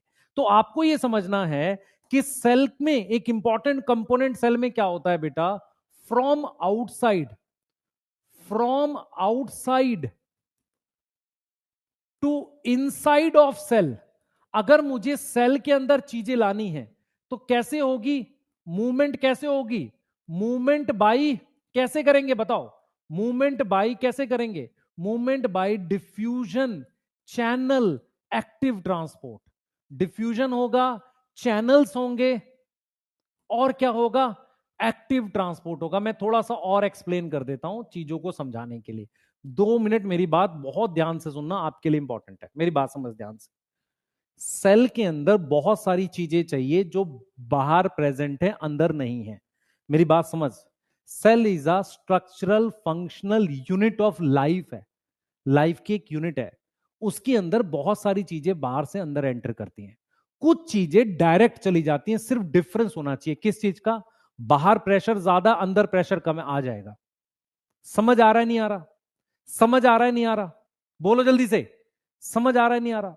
पानी बाहर ज्यादा अंदर आ जाएगा, आसानी से अंदर आ जाएगा, आसानी से। कैसे आ जाएगा? अगर बाहर प्रेशर ज्यादा पानी का अंदर कम में आ जाएगा। कुछ ऐसी चीजें होती हैं जैसे सोडियम, ग्लूकोज, उसके लिए गेट चाहिए, क्योंकि सोडियम पे होता है चार्ज। समझ इस बात को, सोडियम पे होता है चार्ज, और मेम्ब्रेन का अंदर का हिस्सा कैसा है, हाइड्रोफोबिक है, और सोडियम पे होता है चार्ज। वो ऐसे नहीं जा सकता, तो उसको मुझे गेट लगा के देना पड़ेगा। ऐसे मुझे यहां पर ऐसे गेट लगा के देना पड़ेगा। उस गेट को ध्यान से सुन, उस गेट में से सोडियम जा सकता है।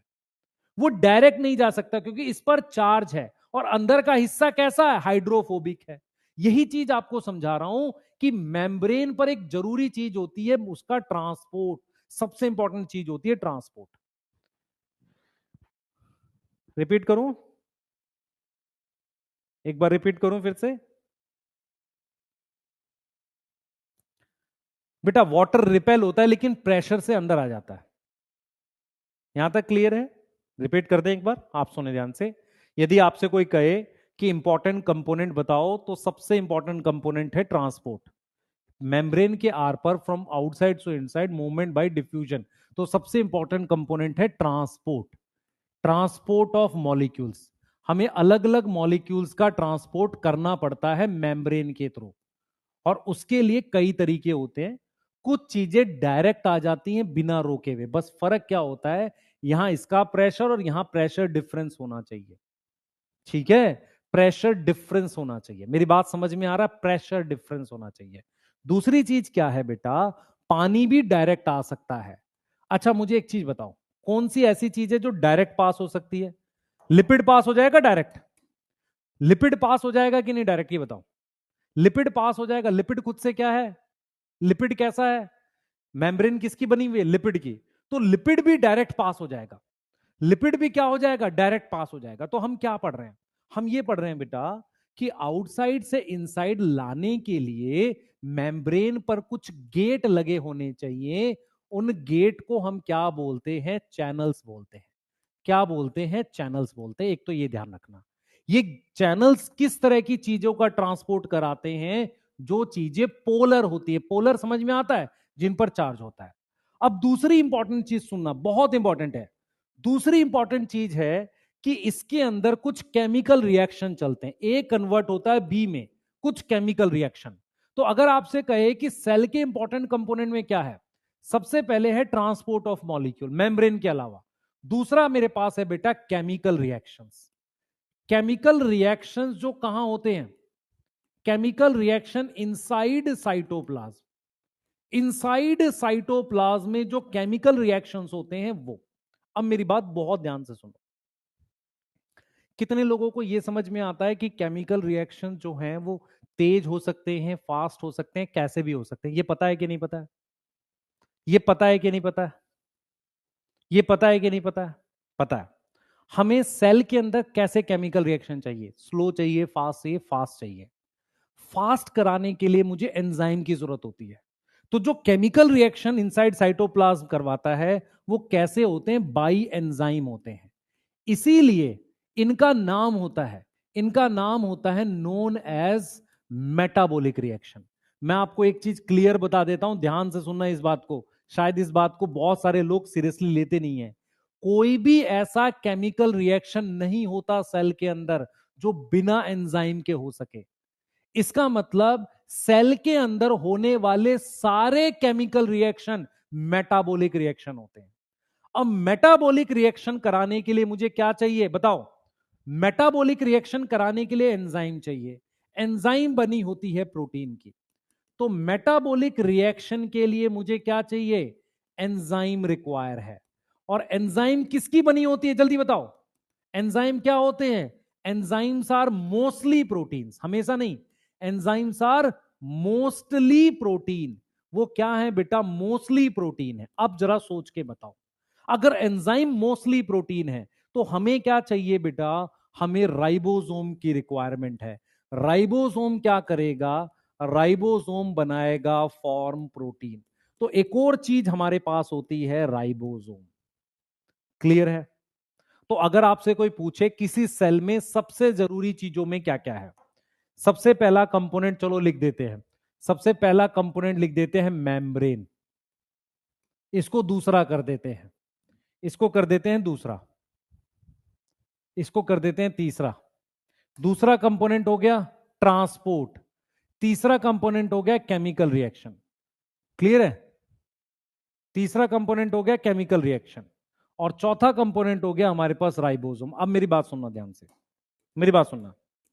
मान लो इसमें मुझे एक एंजाइम बनाना है। एंजाइम बनाएगा कौन? राइबोसोम। एंजाइम कौन बनाएगा? राइबोसोम बनाएगा। सुनना ध्यान से बेटा, बहुत ध्यान से सुनोगे तो सारी चीज समझ में आएगी। अगर आपको मेरी बात समझ में आई है कि सेल एक तरह का कंपार्टमेंट होता है जो बाहर और अंदर के एनवायरनमेंट को अलग करता है। पहला, सेल के ऊपर एक मेम्ब्रेन होती है जो लिपिड की बनी है, जिसे हाइड्रोफोबिक कहते हैं। ठीक है? उसके अंदर का एनवायरनमेंट हाइड्रोफोबिक होता है। तीसरी बात, सेल का जो कंपार्टमेंट है उसके अंदर साइटोप्लाज्म है, जिसमें ऑर्गेनिक इनऑर्गेनिक पानी ये चीजें होती हैं। साइटोप्लाज्म में केमिकल रिएक्शन होते हैं। ये बात समझ में आ रही है? तो हमने आपको क्या बताया? हमने बताया कि सेल के अंदर केमिकल रिएक्शन होते हैं जो एंजाइम कराता है मेटाबॉलिक रिएक्शन। एंजाइम किसके बने हैं? प्रोटीन के। प्रोटीन कौन बनाता है? राइबोसोम बनाता है। अब इंपॉर्टेंट ये है कि प्रोटीन कौन सी बनानी है, किस तरह की प्रोटीन बनानी है, और उसमें अमीनो एसिड जुड़ेगा, ये कौन डिसाइड करेगा? ये करता है डीएनए, जिसे हम कहते हैं जेनेटिक मटेरियल। अब मैं यहां पर एक चीज आपसे पूछना चाह रहा हूं कि प्रोटीन कौन सी बनानी है, ये कौन डिसाइड करेगा? डीएनए डिसाइड करेगा या जेनेटिक मटेरियल डिसाइड करेगा? जल्दी बताओ, जल्दी बताओ, कौन डिसाइड करेगा? सेल की बात नहीं कर रहा, जनरल बात कर रहा हूं। मेरी बात सुनो, वायरस के अंदर जेनेटिक मटेरियल आरएनए होता है। अगर आपसे कोई एक जनरल क्वेश्चन, देखो दो तरह के क्वेश्चन बन सकते हैं, मेरी बात बहुत ध्यान से सुनेंगे। यदि मैं इस क्वेश्चन को ऐसे दे दूं आपको, देखो इस क्वेश्चन में क्या फर्क आएगा आप समझना। क्वेश्चन लिख देता हूं मैं, पहले क्वेश्चन लिख देता हूं फिर आऊंगा वापसी स्लाइड में। क्वेश्चन ये है बेटा कि protein is made up of amino acid. उसका सीक्वेंस कौन डिसाइड करेगा कि कौन सा अमीनो एसिड कब जुड़ेगा? सीक्वेंस इज डिसाइडेड बाई, कौन है जो डिसाइड करेगा? बताओ जल्दी से, कौन डिसाइड करेगा कि जैसे ये एक अमीनो एसिड है ए, फिर उसके बाद बी आया, फिर सी आया, ये कौन डिसाइड करेगा? डिसाइडेड बाई ए ऑप्शन है जेनेटिक मटेरियल, बी ऑप्शन है, बी ऑप्शन है मेरे पास डीएनए। एक तो ये क्वेश्चन है। दूसरा क्वेश्चन है protein is made up of amino acid, sequence is decided by dash in cell. अब यहां पर मैंने लिख दिया जेनेटिक मटेरियल, और यहां पर मैंने लिख दिया मान लो डीएनए। ऑल दो जेनेटिक मटेरियल यहां गलत नहीं है। अब यहां पर आंसर डेफिनेटली जेनेटिक मटेरियल है, क्योंकि कुछ वायरस ऐसे हैं जो प्रोटीन बनवाते हैं, उसमें आरएनए जेनेटिक मटेरियल है। मेरी बात समझ में आई कि नहीं आई? Yes sir. लेकिन मैंने यहां पर क्या लिख दिया है? यहां पर लिख दिया है सेल। सेल होने का मतलब डेफिनेटली बी आंसर। दोनों में फर्क मैं आपको समझाने की कोशिश कर रहा हूं। तो आपको यह समझना पड़ेगा कि सबसे पहले जेनेटिक मटेरियल आरएनए ही आया था, बाद में डीएनए इवॉल्व हो गया। तो हमको यह समझना है कि हमारे पास क्या होगा बेटा, फिर एक जेनेटिक मटेरियल होता है, जेनेटिक मटेरियल होता है जिसके पास इंफॉर्मेशन होती have information to make protein, to make protein. Normally cells में वो क्या होता है बेटा? नॉर्मली सेल्स में क्या होता है? Cells have DNA. और कैसा डीएनए? जिसमें 2 धागे हैं। तो किसी भी सेल में जो भी डीएनए होता है वो क्या होता है? डबल स्ट्रैंड, ऐसा। तो ऐसा धागे वाला स्ट्रक्चर। तो अगर आपसे कोई पूछे तो किसी भी सेल में आपको क्या क्या चाहिए, सुनो। किसी भी सेल में सबसे पहले आपको चाहिए एक सेल मेम्ब्रेन।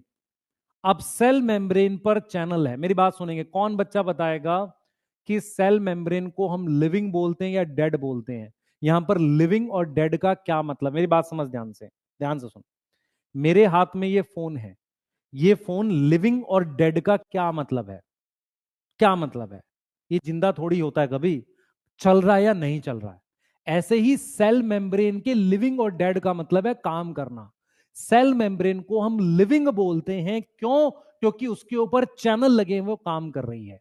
सेल वॉल को हम डेड बोलते हैं। रीजन, सेल वॉल क्या होती है बेटा? सेल वॉल एक ऐसा स्ट्रक्चर है, देख समझ इस बात को। जैसे मान ले मेरे पास ये कप है, इस कप के चारों तरफ मैंने एक मोटी सी लेयर मिट्टी की लगा दी, वो सेल वॉल बन गई। तो उसका कोई स्पेसिफिक काम नहीं है प्रोटेक्शन के अलावा। तो सेल मेम्ब्रेन को हम लिविंग मानते हैं क्योंकि वो एक पर्टिकुलर काम करती है, उस पे चैनल्स होते हैं, वो एक डायरेक्शन में काम करती है। सेल वॉल को हम डेड मानते हैं क्योंकि सेल वॉल एक तरह की डिपोजिशन है जो सेल ने अपने बाहर निकाल के लिखी है। क्लियर है? समझो ध्यान से। और सेलुलोज जो है, सेलुलोज एक तरह का बाई प्रोडक्ट टाइप की चीज होती है। ये हमें पढ़ा है कहीं कि सेलुलोज काम की चीज नहीं है, एक तरह का वेस्ट मटेरियल है जो प्लांट सेल ने बाहर लगाया है। ये पढ़ा है हमने कहीं? कहीं पढ़ा है? जल्दी बताओ, जल्दी बताओ, कहीं पढ़ा है हमने? तुम्हारे सिलेबस में कहीं है? बायोमोलिक्यूल में secondary metabolite. Cellulose is a secondary metabolite. Secondary metabolite मतलब वो काम नहीं करता कुछ, एक तरह का वेस्ट है। मैं फिर रिपीट कर रहा हूं कि plasma membrane is more living structure क्योंकि उस पे चैनल्स होते हैं। सेल वॉल एक डेड टाइप का स्ट्रक्चर है जो सेल के बाहर रिलीज किया हुआ एक केमिकल है। और सेलुलोज एक तरह का सेकेंडरी मेटाबोलाइट है, वो कन्वर्ट नहीं होता रहता एक फॉर्म से दूसरी फॉर्म में, एक बार डिपॉजिट कर दिया तो रहेगा। यस। तो सबसे पहली जरूरी चीज है सेल मेम्ब्रेन। उसके बाद ट्रांसपोर्ट के लिए मुझे क्या चाहिए बता बेटा? ट्रांसपोर्ट के लिए मुझे क्या चाहिए? सर चैनल चाहिए। क्या चाहिए मुझे? चैनल चाहिए। चैनल भी किसके बने होते हैं? प्रोटीन के। चैनल चाहिए। ठीक है, क्लियर है? अच्छा, मैं एक स्टेटमेंट बोलूंगा, बताना। सेल मेम्ब्रेन के across transport occur only through protein channel. True और फॉल्स? ट्रू और फॉल्स ये बताओ। सेल मेम्ब्रेन के आर पार ट्रांसपोर्ट सिर्फ चैनल के थ्रू होता है। फॉल्स है? नहीं नहीं नहीं। चैनल के अलावा गैस भी तो मूव करती है, सिंपल डिफ्यूजन। इसके अलावा चैनल जैसे ही पंप होते हैं कुछ। यस, फॉल्स है बेटा, फॉल्स है। तो मेरे पास सबसे पहले सेल मेम्ब्रेन, दूसरा हो गया चैनल। चैनल ट्रांसपोर्ट करता है। इसके बाद मेरे पास एक ऑर्गेनल होती है जिसे कहते हैं राइबोसोम। मुझे ये चाहिए। उसके अलावा मुझे यहां पर मेटाबॉलिक रिएक्शंस चाहिए। मेटाबॉलिक रिएक्शंस का मतलब केमिकल रिएक्शन। मेटाबॉलिक रिएक्शन चाहिए। उसके अलावा मुझे एक जेनेटिक मटेरियल चाहिए जो नॉर्मली डीएनए होता है। ये 5 चीज मुझे जरूर चाहिए, इसके बिना सेल नहीं बनेगा। आप समझ लो, इसके बिना सेल बनता ही नहीं है। इनमें से क्या चीज नहीं होती? क्या चीज नहीं होती वायरस के पास? साइटोप्लाज्म नहीं है। सुन ध्यान से, वायरस नॉन लिविंग क्यों है? सेल ही नहीं बनेगा तो लाइफ नहीं बनेगी। What is cell? Cell is a structural functional unit of life. अगर सेल नहीं है तो लाइफ नहीं है। वायरस में क्या है? जेनेटिक मटेरियल होता है, एक कवर भी होता है, मान ले प्रोटीन का ही कवर है, उसमें कोई साइटोप्लाज्म नहीं है, कोई केमिकल रिएक्शन नहीं चलता, उनमें कोई राइबोसोम नहीं होता। सेल बनाने की ये 5 मिनिमम रिक्वायरमेंट्स हैं। समझ आया? समझ आया? साइटोप्लाज्म नहीं है तो केमिकल रिएक्शन नहीं हो रहे हैं, राइबोसोम नहीं है तो इसका मतलब वायरस अपनी खुद की कोई प्रोटीन नहीं बना सकता, खुद के कोई रिएक्शन नहीं कर सकता। इसका मतलब क्या होगा, जब भी वायरस को काम करना है तो किसी दूसरे के साइटोप्लाज्म में घुसेगा, क्योंकि वहां उसे काम करने के लिए मीडियम मिलेगा। यस और नो? यस और नो? मैं एक बार फिर रिपीट करूंगा, जो भी बच्चे नए हैं, फर्स्ट टाइम पढ़ रहे हैं, बहुत ध्यान से सुनो। आपने सेल बचपन में जो पढ़ा भूल जाओ, जो मैं पढ़ा रहा हूं वो कॉन्सेप्ट है। सेल एक तरह का चैम्बर होता है जो बाहर और अंदर के एनवायरनमेंट को अलग करता है। सब जगह पानी है, तो बाहर भी पानी था, अंदर भी पानी था। अंदर जो पानी था उसको साइटोप्लाज्म कहते हैं, उसमें कुछ आयंस, ऑर्गेनिक इनऑर्गेनिक चीजें होती हैं। अंदर जो पानी है वहां पर उसको बनाए रखने के लिए, जिंदा रखने के लिए बाहर से चीजें अंदर आनी पड़ेगी, तभी सेल जिंदा रहेगा। जब बाहर से चीजें तुम्हें अंदर लानी है तो उसके लिए तुम्हें चैनल्स की जरूरत पड़ती है जो मेम्ब्रेन पर होते हैं। उसके अलावा सेल के अंदर काफी सारे रिएक्शन चलते हैं जिनको हम मेटाबॉलिक रिएक्शन कहते हैं। मेटाबॉलिक रिएक्शन क्यों कहते हैं? क्योंकि उनको कौन कराता है? उनको एंजाइम कराता है। जब एंजाइम कराता है तो उनको हम मेटाबॉलिक रिएक्शन कहते हैं। मेटाबॉलिक रिएक्शन कराने वाले एंजाइम किसके बने हैं? प्रोटीन के। और जो प्रोटीन होती है बेटा, प्रोटीन बनाने के लिए राइबोसोम चाहिए। और राइबोसोम जो है प्रोटीन किसकी मदद से बनाता है? जो डीएनए, जेनेटिक मटेरियल। तो ये 5 चीजें सेल में होनी चाहिए। पहला, मेम्ब्रेन, उस पे चैनल, साइटोप्लाज्म, राइबोसोम और किसी भी तरीके का जेनेटिक मटेरियल, नॉर्मली हमेशा डबल स्ट्रैंड डीएनए। क्लियर है? ठीक? यस। ये देखो, ये वाला क्वेश्चन में क्या गड़बड़ थी, मैंने लिखा है प्रोटीन बनाने के लिए क्या चाहिए? Genetic material. Virus word include नहीं था। अगर यहां पर सेल लिख दिया तो ये ठीक है। क्लियर है? एक स्टेटमेंट वाला क्वेश्चन मैंने ये बोला था कि across membrane transport occur only by, ठीक है, across membrane transport occur only by channel. Yes और no? Statement 2, across membrane transport occur only by channel. Statement 2, cytoplasm present in all living cell. Yes और no? Yes और no? मैं आपको एक example समझाता हूं। दोनों ठीक है? स्टेटमेंट 1 रॉन्ग है, ये ठीक है। मैं आपको एक चीज समझाता हूं। हमारे पास प्लांट्स में एक सेल होता है। प्लांट्स में हमारे पास एक सेल है, ये सेल स्क्लेरेनकाइमा है। इसमें क्या होता है, साइटोप्लाज्म की जगह लिग्निन भर जाता है। जहां साइटोप्लाज्म था उसके प्लेस हैव लिग्निन। अब मुझे सोच के बताओ, क्या ये सेल कहलाएगा? हां, कहला सकता है। पर ये कैसा सेल कहलाएगा? डेड। क्योंकि लिविंग सेल होने के लिए क्या फीचर होना चाहिए? क्या फीचर होना चाहिए? साइटोप्लाज्म नहीं है। मेरी बात समझ ध्यान से, मैं क्या समझा रहा हूं तुझे। स्क्लेरेनकाइमा सेल डेड क्यों है? क्योंकि साइटोप्लाज्म खत्म कर दिया था सेल। वो नॉर्मल, पहले वो एक नॉर्मल सेल था, साइटोप्लाज्म में आपने लिग्निन नाम का केमिकल भर दिया, मर गया सेल। तो सेल को मारने के कई तरीके होते हैं। पहला, उसके अंदर की जगह को भर दो। दूसरा, उसकी मेम्ब्रेन पर कुछ ऐसा लगा दो ना बाहर से कुछ अंदर आए ना अंदर से बाहर जाए, तो भी मर जाएगा। मेरी बात समझ में आ रही है नहीं आ रही?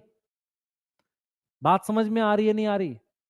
बेटा साफ साफ ही लिख रहा हूं। अगर तेरे को थोड़े सा प्रॉब्लम है तो मैं कोशिश करता हूं और साफ लिखने की। ठीक है, कल से कोशिश करूंगा। ठीक है, हाँ, थोड़ा और साफ लिखने की पूरी कोशिश करूंगा। ठीक है? यस?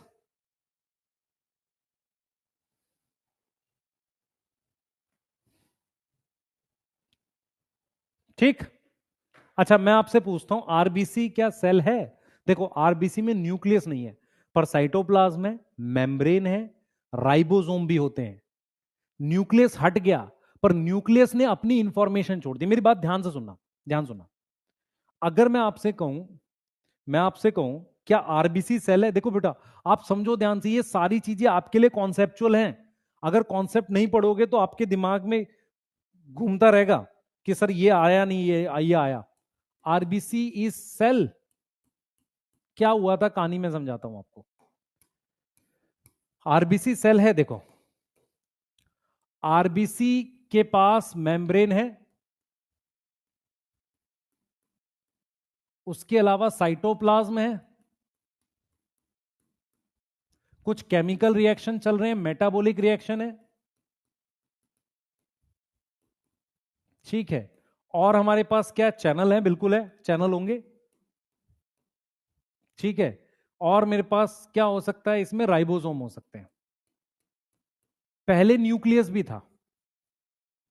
पहले क्या था, मान लो न्यूक्लियस था, न्यूक्लियस पहले था, न्यूक्लियस पहले था, उसके अंदर डीएनए भी था।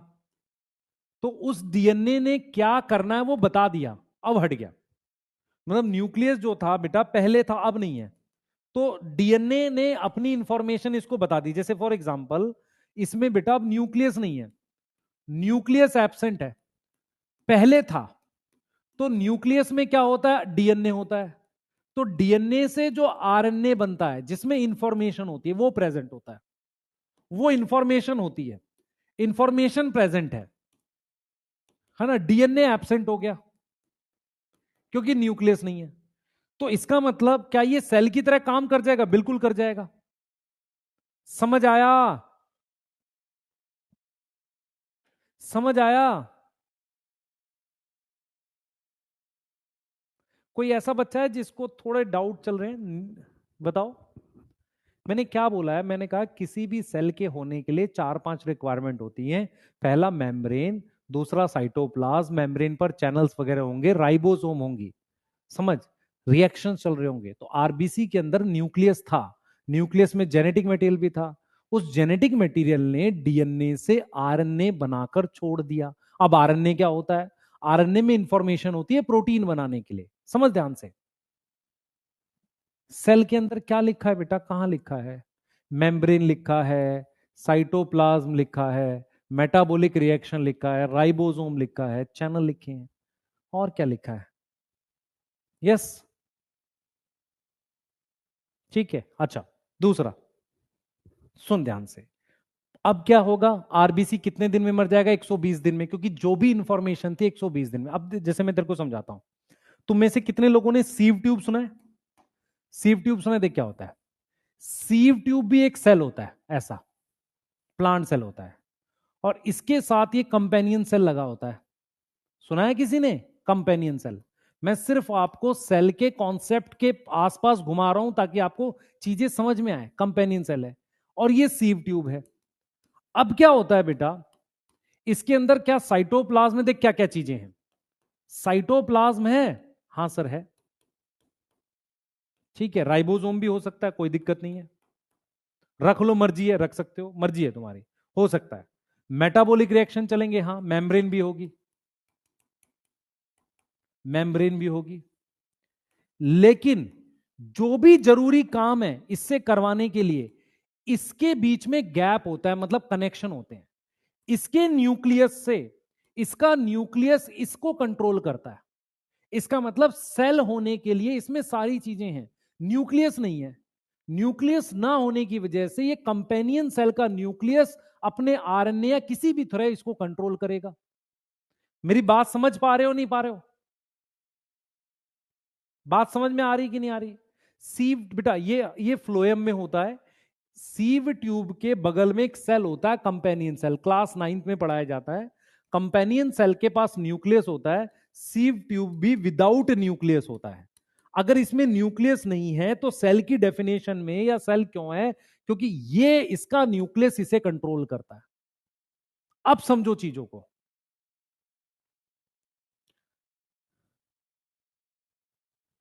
मैं फास्ट तो नहीं पढ़ा रहा हूं बेटा, फास्ट तो नहीं पढ़ा रहा हूं, मैं सारी चीजें रिपीट कर रहा हूं।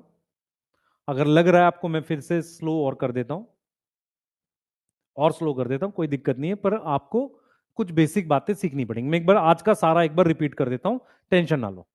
जिन भी बच्चों को लगा 1% भी, पहले एक बार रिपीट कर देता हूं। देखो सबसे पहले मैंने क्या पढ़ा है, पहले सुनिए ध्यान से। सबसे पहले मैंने पढ़ाया, आपने छोटी क्लास में पढ़ा था what is cell, structural and functional unit of life. ये एक डेफिनेशन है। ये क्या है? एक सिर्फ डेफिनेशन है। सेल का मतलब होता है एक ऐसा चैम्बर, रिवाइज कर रहे हैं, एक ऐसा चैम्बर जो बाहर और अंदर की चीजों को अलग करता है। अब चैम्बर की ये जो दीवार है वो किसकी बनी होती है? लिपिड की। अंदर क्या है? लिक्विड है, बाहर लिक्विड है। बाहर के बाहर एक्वस मीडियम है, अंदर एक्वस मीडियम को क्या बोलेंगे? साइटोप्लाज्म। जो वॉल है ऑफ, ये है ना wall of cell, cell membrane, सुनो ध्यान से। जो वॉल ऑफ सेल है, जो वॉल ऑफ सेल, ये जो दीवार है, ये सेल मेम्ब्रेन है। सुने ध्यान से, सेल मेम्ब्रेन हाइड्रोफोबिक और हाइड्रोफिलिक। सुनो क्या हमने लिखा है, देखो क्या लिखा हमने। हमने लिखा है कि जो दीवार है सेल की, वो किसकी बनी है? सेल मेम्ब्रेन, जो बाहर और अंदर के एनवायरमेंट को अलग करता है। ठीक है। सेल मेम्ब्रेन खुद से कैसी है? हाइड्रोफोबिक। क्लियर है? सही है, हाइड्रोफोबिक, और उसके अंदर एक पार्ट हाइड्रोफिलिक भी होता है। अब देखो, साइटोप्लाज्म में सबसे ज्यादा क्या है? पानी। साइटोप्लाज्म का मेन काम क्या होता है? मीडियम की तरह काम करता है। यस। और साइटोप्लाज्म में ये सारी चीजें होती है। अब देखो हमने क्या बोला है, हमने बोला है लिपिड एक ऐसी चीज होती है वाटर इनसॉल्युबल होती है। उसका एक एग्जांपल फॉस्फोलिपिड है। फॉस्फोलिपिड में चार्ज और अनचार्ज, जैसे ये लंबी चेन जो है ना, ये अनचार्ज है, इसको हाइड्रोफोबिक कहते हैं, इसको पोलर हेड कहते हैं। मैं इन दोनों को जब ऐसे लगा दूं तो एक डबल लेयर बन जाती है। एक देख, डबल लेयर का क्या मतलब है? ये देख, एक लेयर ये रही और एक लेयर ये रही, इसको कहते हैं बाई लेयर। क्या बोलते हैं? By layer. तो मेम्ब्रेन किसकी बनी होती है? लिपिड खुद को ऐसे लगाता है ताकि, सुने ध्यान से, ताकि क्या कर सके? सुनो ध्यान से, ऐसे लगाता है ताकि क्या कर सके बेटा? पानी से दूर जा सके, और एक गोल स्ट्रक्चर बनाता है। तो cell membrane is made up of phospholipid, जो कैसे अरेंज होगा? बाई लेयर, ताकि वो बाहर और अंदर के पानी को अलग कर सके। सही है। अगला हमने क्या बोला था? हमने बोला कि जब मेम्ब्रेन को तोड़ूंगा तो वो एक गोल स्ट्रक्चर बना लेगी। Yes, yes, yes. क्या है? गोल स्ट्रक्चर बना लेगी। क्यों बना लेगी? क्योंकि जब भी आप मेम्ब्रेन को तोड़ोगे तो लिपिड पानी को एक्सपोज हो जाएगा और वो गोल स्ट्रक्चर बनाएगी। यस। तो लिपिड की बाइलेयर ओवरऑल, ओवरऑल का क्या मतलब होता है? हम ओवरऑल की बात कर रहे हैं। तो ओवरऑल हाइड्रोफोबिक होती है। क्यों? क्योंकि हम मानते हैं कि मेम्ब्रेन पानी रोकती है। फॉस्फोलिपिड में क्या है? हाइड्रोफिलिक और हाइड्रोफोबिक पार्ट दोनों होता है। यस। अब आ जाओ, हमने बोला कि किसी भी सेल में 5 चीजें होनी चाहिए। सबसे पहले बाहर मेम्ब्रेन, ट्रांसपोर्ट के लिए, क्योंकि आपको समझना है बाहर भी पानी है अंदर भी पानी है। ट्रांसपोर्ट के लिए मुझे किसकी जरूरत पड़ेगी? चैनल्स की। किसकी जरूरत पड़ेगी बेटा? चैनल्स की जरूरत पड़ेगी। तो बाहर और अंदर मूव करने के लिए केमिकल रिएक्शन, मतलब सेल के अंदर कुछ केमिकल रिएक्शन होते हैं। उन केमिकल, बेटा मेरी बात सुन, तुमने बहुत सारे केमिकल रिएक्शन पढ़े हैं, CO2 plus H2O, sulphuric acid वाला पढ़ा, बहुत रिएक्शन पड़े होंगे। लेकिन जो भी केमिकल रिएक्शन सेल के अंदर होता है उसको एंजाइम कराता है। ऐसे केमिकल रिएक्शन को क्या बोलते हैं? Metabolic reaction. अच्छा एक खास चीज सुनना, मेटाबॉलिक रिएक्शन कराने के लिए हमेशा एंजाइम चाहिए और पानी एज अ मीडियम चाहिए। मैं आपको समझाता हूं, मेरे को एक एक एग्जाम, मैं आपको 2 स्टेटमेंट बोल रहा हूं। मेटाबॉलिक रिएक्शन कराने के लिए एंजाइम चाहिए और पानी चाहिए। अब मुझे सोच के बता, बीज, सीड, सीड में मेटाबॉलिक रिएक्शन कम होंगे या ज्यादा होंगे? सीड जो है, सीड, उसमें मेटाबॉलिक रिएक्शन कम होंगे या ज्यादा होंगे? कम होंगे। क्यों? क्योंकि पानी कम है। इसे ही तो लिखा है ना सेक्सुअल रिप्रोडक्शन फ्लावरिंग प्लांट में, कि पानी जो है वो सिर्फ 10-15% बचता है। यही तो लिखा है। पानी कम होने से क्या होगा? क्या कम हो जाएगा? Metabolic reaction. तो चीज में रिएक्शंस नहीं चलेंगे। हाथ बात समझ में आई नहीं आई? यही मैं आपको समझाने को, यही बेसिक्स हैं। मेटाबॉलिक रिएक्शन के लिए एंजाइम चाहिए। एंजाइम किसके बने हैं? प्रोटीन के।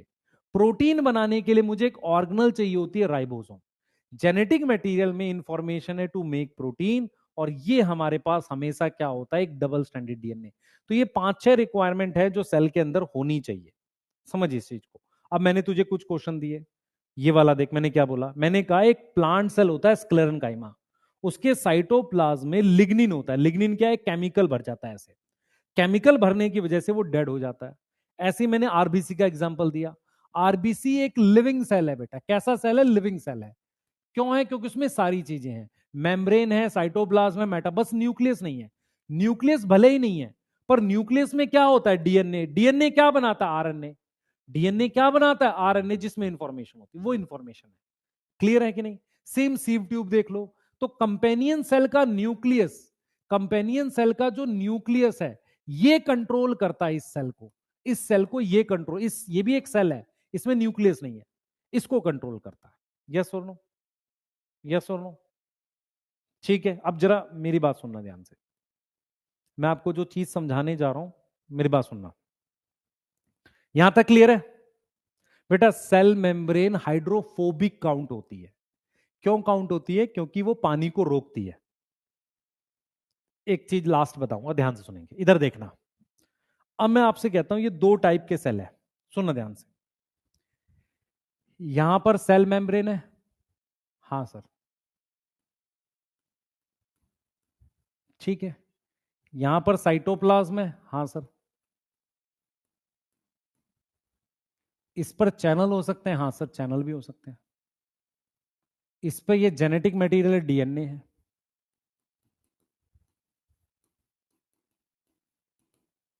क्या है, डीएनए, ठीक है सर। और ये साइटोप्लाज्म है। अब मेरी बात ध्यान से सुनना, सारे केमिकल रिएक्शन कहां हो रहे हैं, सारे जो भी रिएक्शन होंगे वो कहां होंगे, एक सिंगल चैम्बर में। तो साइटोप्लाज्म, साइटोप्लाज्म क्या है, एक सिंगल चैम्बर है। क्या है बेटा, एक सिंगल चैम्बर है। मेरी बात समझ में आई कि नहीं आई। एक सिंगल चैम्बर है जहां पर ऑल केमिकल रिएक्शन हो रहे हैं। अब ठीक है, writing, all chemical reaction occurring.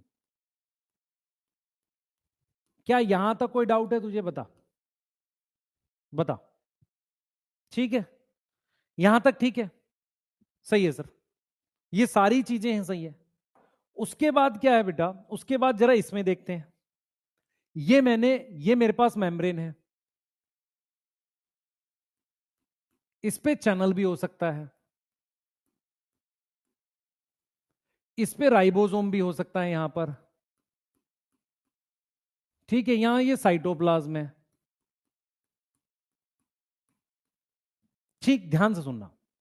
मैंने क्या किया, जेनेटिक मटेरियल को मेम्ब्रेन जैसी एक दीवार से सराउंड कर दिया। तो जेनेटिक मटेरियल का क्या है, एक सेपरेट चैम्बर बना दिया। क्या करा दिया, सेपरेट चैम्बर बना दिया। अब मुझे बताओ ऐसा हम क्यों कर रहे हैं। हमने यहां वाले रिएक्शन इससे अलग करने के लिए, जो ये रिएक्शन करा रहा है उनको इस रिएक्शन से अलग करने के लिए हमने एक अलग चैम्बर बना दिया। समझ आ रहा है। तो इसका मतलब क्या हुआ, एक सेपरेट चैम्बर बना दिया। तो इसका मतलब क्या हो गया बेटा, हमारे पास क्या हो रहा है कि जो रिएक्शंस हैं, मेटाबॉलिक रिएक्शंस, मेटाबॉलिक रिएक्शंस जो हैं वो किस में हो रहे हैं बताओ, अकरिंग इन साइटोप्लाज्म में तो हो रहे हैं, अदर चैम्बर भी हैं, plus other chamber, other chamber, बताना। अब इन चैम्बर का नाम बदल के हमने रख दिया मेम्ब्रेन बाउंड ऑर्गेनल। इसी को कहते हैं मेम्ब्रेन की बनी हुई ऑर्गेनल। और ये मेम्ब्रेन वही लिपिड की बाइलेयर है, ये मेम्ब्रेन बाउंड ऑर्गेनल है। और इस जेनेटिक मटेरियल के स्ट्रक्चर को हमने क्या नाम दे दिया, न्यूक्लियस। क्लियर। तो इसका मतलब अगर आप मेरी बात समझ पाओ, साइटोप्लाज्म यहां सिंगल चैम्बर है, क्लियर है। और जो बेटा जेनेटिक मटेरियल के रिएक्शंस जो हैं, जेनेटिक मटेरियल कैसा है, साइटोप्लाज्म में है, इन साइटोप्लाज्म। इसको हम कहते हैं प्रोकैरियोटिक सेल। इसको हम क्या बोलते हैं, प्रोकैरियोटिक सेल बोलते हैं। क्या इसमें कोई चैम्बर है साइटोप्लाज्म के अलावा, बताओ। क्या इसमें कोई चैम्बर है साइटोप्लाज्म के अलावा। मैं आज आपसे एक सवाल पूछता हूं, प्रोकैरियोटिक सेल के सारे रिएक्शन साइटोप्लाज्म में होते हैं, सही है, हाँ सर सही है। तो डीएनए से डीएनए बनाने को क्या बोलोगे? डीएनए रेप्लिकेशन, वो भी साइटोप्लाज्म में होगी। सोचो, हां सर। डीएनए से RNA transcription, cytoplasm. Protein, cytoplasm. यहां हमने अलग रिएक्शन करा दिए। कौन से रिएक्शन में बताता हूं? न्यूक्लियस के अंदर देखो, अदर चैम्बर में क्या है, एक चैम्बर जैसे न्यूक्लियस है, तो इसको हम कहते हैं यूकैरियोटिक सेल। तो यूकैरियोटिक सेल जो होते हैं उसमें रिएक्शंस कहां होंगे? रिएक्शन एक तो साइटोप्लाज्म में होंगे, हां सर, बढ़िया लग रहा है। एक कहां होंगे? चैम्बर्स में, जिनको हम क्या बोलेंगे? ऑर्गेनल। जिसको हम क्या बोलेंगे? ऑर्गेनल। बचपन में घर घर खेले हो क्या? हाँ सर, खेले हैं। हम क्या करते थे? घर घर खेलते थे, तो घर के अंदर एक छोटी सी कुछ चादर वगैरह रख के एक झोपड़ी जैसा बना लेते थे। तो हमने घर के अंदर एक और घर बना लिया। ये यूकैरियोटिक सेल है। इसे ही हम कहते हैं कंपार्टमेंटलाइजेशन। कंपार्टमेंट बना लेना, जैसे रेल के अंदर छोटे छोटे कंपार्टमेंट बना देते हैं ना, वैसे ही है। समझ आया? बिल्कुल वैसा ही है। अच्छा सर, माइटोकॉन्ड्रिया में क्या कहानी है? देख जरा, माइटोकॉन्ड्रिया में डबल मेम्ब्रेन है। डबल मेम्ब्रेन क्यों बनाई? ये अलग चैम्बर कर देंगे, ये अलग चैम्बर कर देंगे, यहां रिएक्शन अलग होगा, यहां रिएक्शन अलग होगा। अगर किसी ऑर्गेनल में डबल मेम्ब्रेन है, इसका मतलब वहां पर कंपार्टमेंट के अंदर कंपार्टमेंट है। समझ आ रहा है नहीं आ रहा? ये अगर तू प्रोकैरियोटिक सेल सही से नहीं समझेगा तो कुछ समझ ही नहीं आएगा। इसका मतलब रिएक्शन इन साइटोप्लाज्म चैम्बर्स को हम क्या बोल रहे हैं? ऑर्गेनल। यस। न्यूक्लियस एक सेपरेट चैम्बर है। मेरी बात समझ में आ रही है कि नहीं आ रही है? बोलो। यस। इसका मतलब यह हुआ कि सबसे पहले ये वाला सेल आया होगा, उसके बाद चैम्बर बनाकर ये वाले सेल बने होंगे। यस और नो? यस और नो? बेटा सीव ट्यूब सेल का नाम है।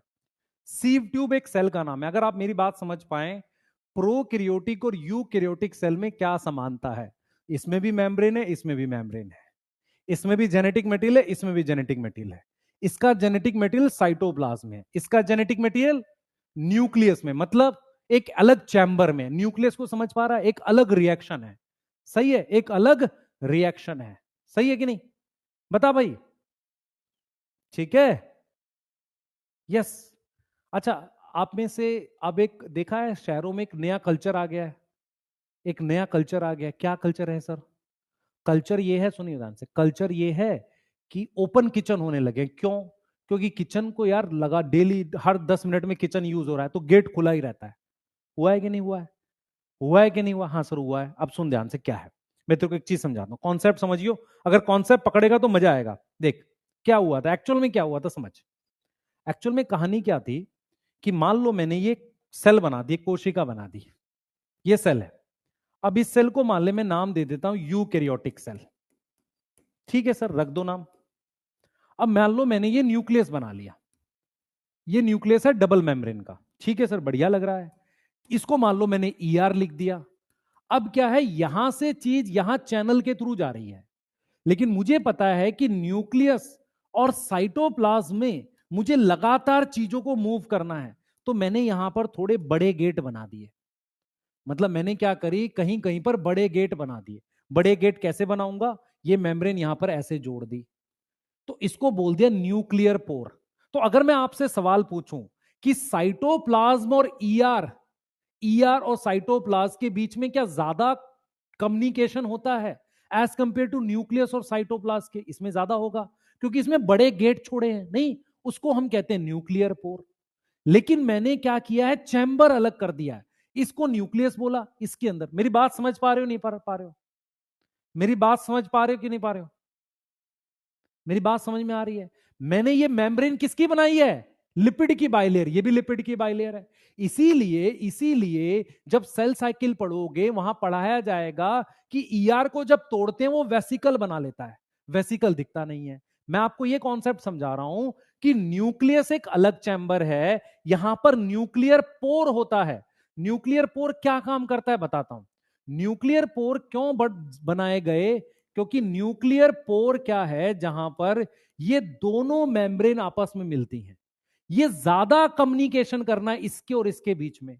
चैम्बर भी अलग रखना है, ज्यादा कम्युनिकेशन, तो गेट लगभग ऐसा बनाया जाता है, ज्यादा गेट बनाए जाते हैं, कंट्रोल किया जाता है, ऐसा नहीं है। लेकिन यहां से और यहां के कम्युनिकेशन में सिर्फ चैनल लगा दो, उससे काम चल जाएगा। मेरी बात समझ पा रहे हैं कि नहीं?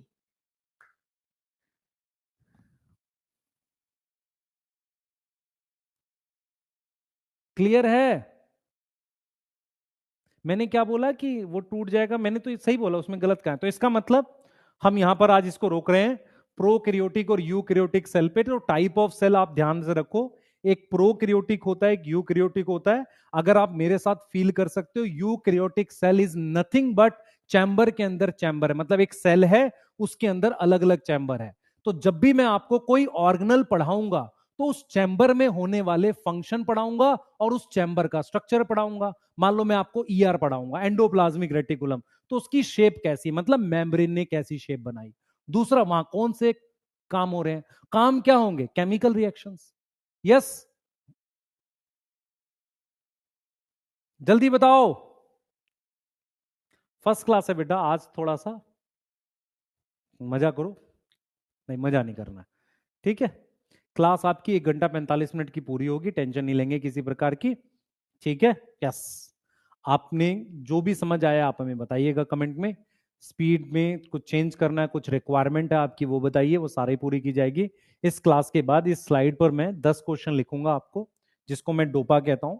ये पीडीएफ की फॉर्म में क्लास के बाद, तुरंत नहीं, क्लास के आधे घंटे के अंदर अवेलेबल हो जाएगी आपको। आज डीपीपी नहीं करनी है आपको, 1-2 क्लास तक नहीं करनी है, उसके बाद से आपको बता दिया जाएगा कि आपको कब से डीपीपी करनी है। डीपीपी आज से कल तक में अपलोड हो जाएगी। यहां तक कुछ है? ठीक है। न्यूक्लियस एक चैम्बर है जो यूकैरियोटिक में होता है, ठीक है। अब मेरी बात सुने ध्यान से, कुछ नाम याद कर लें आप ताकि आपके लिए अच्छा रहे। प्रोकैरियोटिक सेल को हम एक और नाम देते हैं बैक्टीरिया, जैसे टूथपेस्ट को नाम देते हैं कोलगेट, बैक्टीरिया। इसमें आता है ई कोलाई, इसमें आता है लैक्टोबैसिलस। कुछ ऐसे बच्चे होते हैं जिनको ये भी नहीं पता होता है, लैक्टोबैसिलस ये नाम है। यहां पर आते हैं, यहां पर आपने जो नाम सुने हैं ईस्ट, आपने प्लांट के अंदर एक सेल होता है उसे मीजोफिल सेल कहते हैं, ठीक है ना। ऐसे सेल, ईस्ट हो गया, mesophyll cell, RBC, WBC, neurons, ये सारे कैसे हैं, यूकैरियोटिक सेल है। फिर यूकैरियोटिक सेल में ही प्लांट और एनिमल सेल बनते हैं, ठीक है। वेब वर्जन थोड़ा सा और ठीक कराते हैं, सही है। थोड़ा सा बेटा आपको मेरे साथ मेहनत करनी पड़ेगी, मैं आपके सारे कॉन्सेप्ट क्लियर करूंगा, हम लोग पूरी तैयारी के साथ चलेंगे, ठीक है। हाँ, आप अपनी जो भी कमेंट है, अब कल आपकी एमडी सर की क्लास हम कैसे प्लान कर रहे हैं, 1 दिन बॉटनी 1 दिन जूलॉजी। रीजन क्या है, 3 दिन बॉटनी 3 दिन जूलॉजी से वो ज्यादा ठीक होता है, क्योंकि आपके पास टाइम होगा क्वेश्चंस करने का, क्वेश्चंस खूब मिलेंगे आपको, ठीक है। क्लियर है। कैंसर सेल के बारे में बता देता हूं। कैंसर सेल एक ऐसा सेल होता है जो तेज डिवाइड करता है। तो सेल की अपनी एक डेथ होती है, डेथ का टाइम होता है, सेल मर जाता है एक टाइम के बाद, ठीक है, टाइम के बाद मर जाता है। तो डोपा आज मिलेगा, हाँ डोपा इस पीडीएफ के साथ मिलेगा। डीपीपी आपको 1-2 दिन के बाद से करनी है, अभी मैं लिख दूंगा क्लास खत्म होते ही। मैं बताता हूँ डोपा क्या होता है, क्लास खत्म होके आप रेस्ट करते हो, मैं लिखता हूँ क्वेश्चन, बस ये होता है, ठीक है। वॉइस इंप्रूव करिए, करते हैं, ठीक है, ठीक है। चलिए, खाना खाने का टाइम करते हैं बेटा, इस पर डिस्कस करते हैं, चलिए बाय।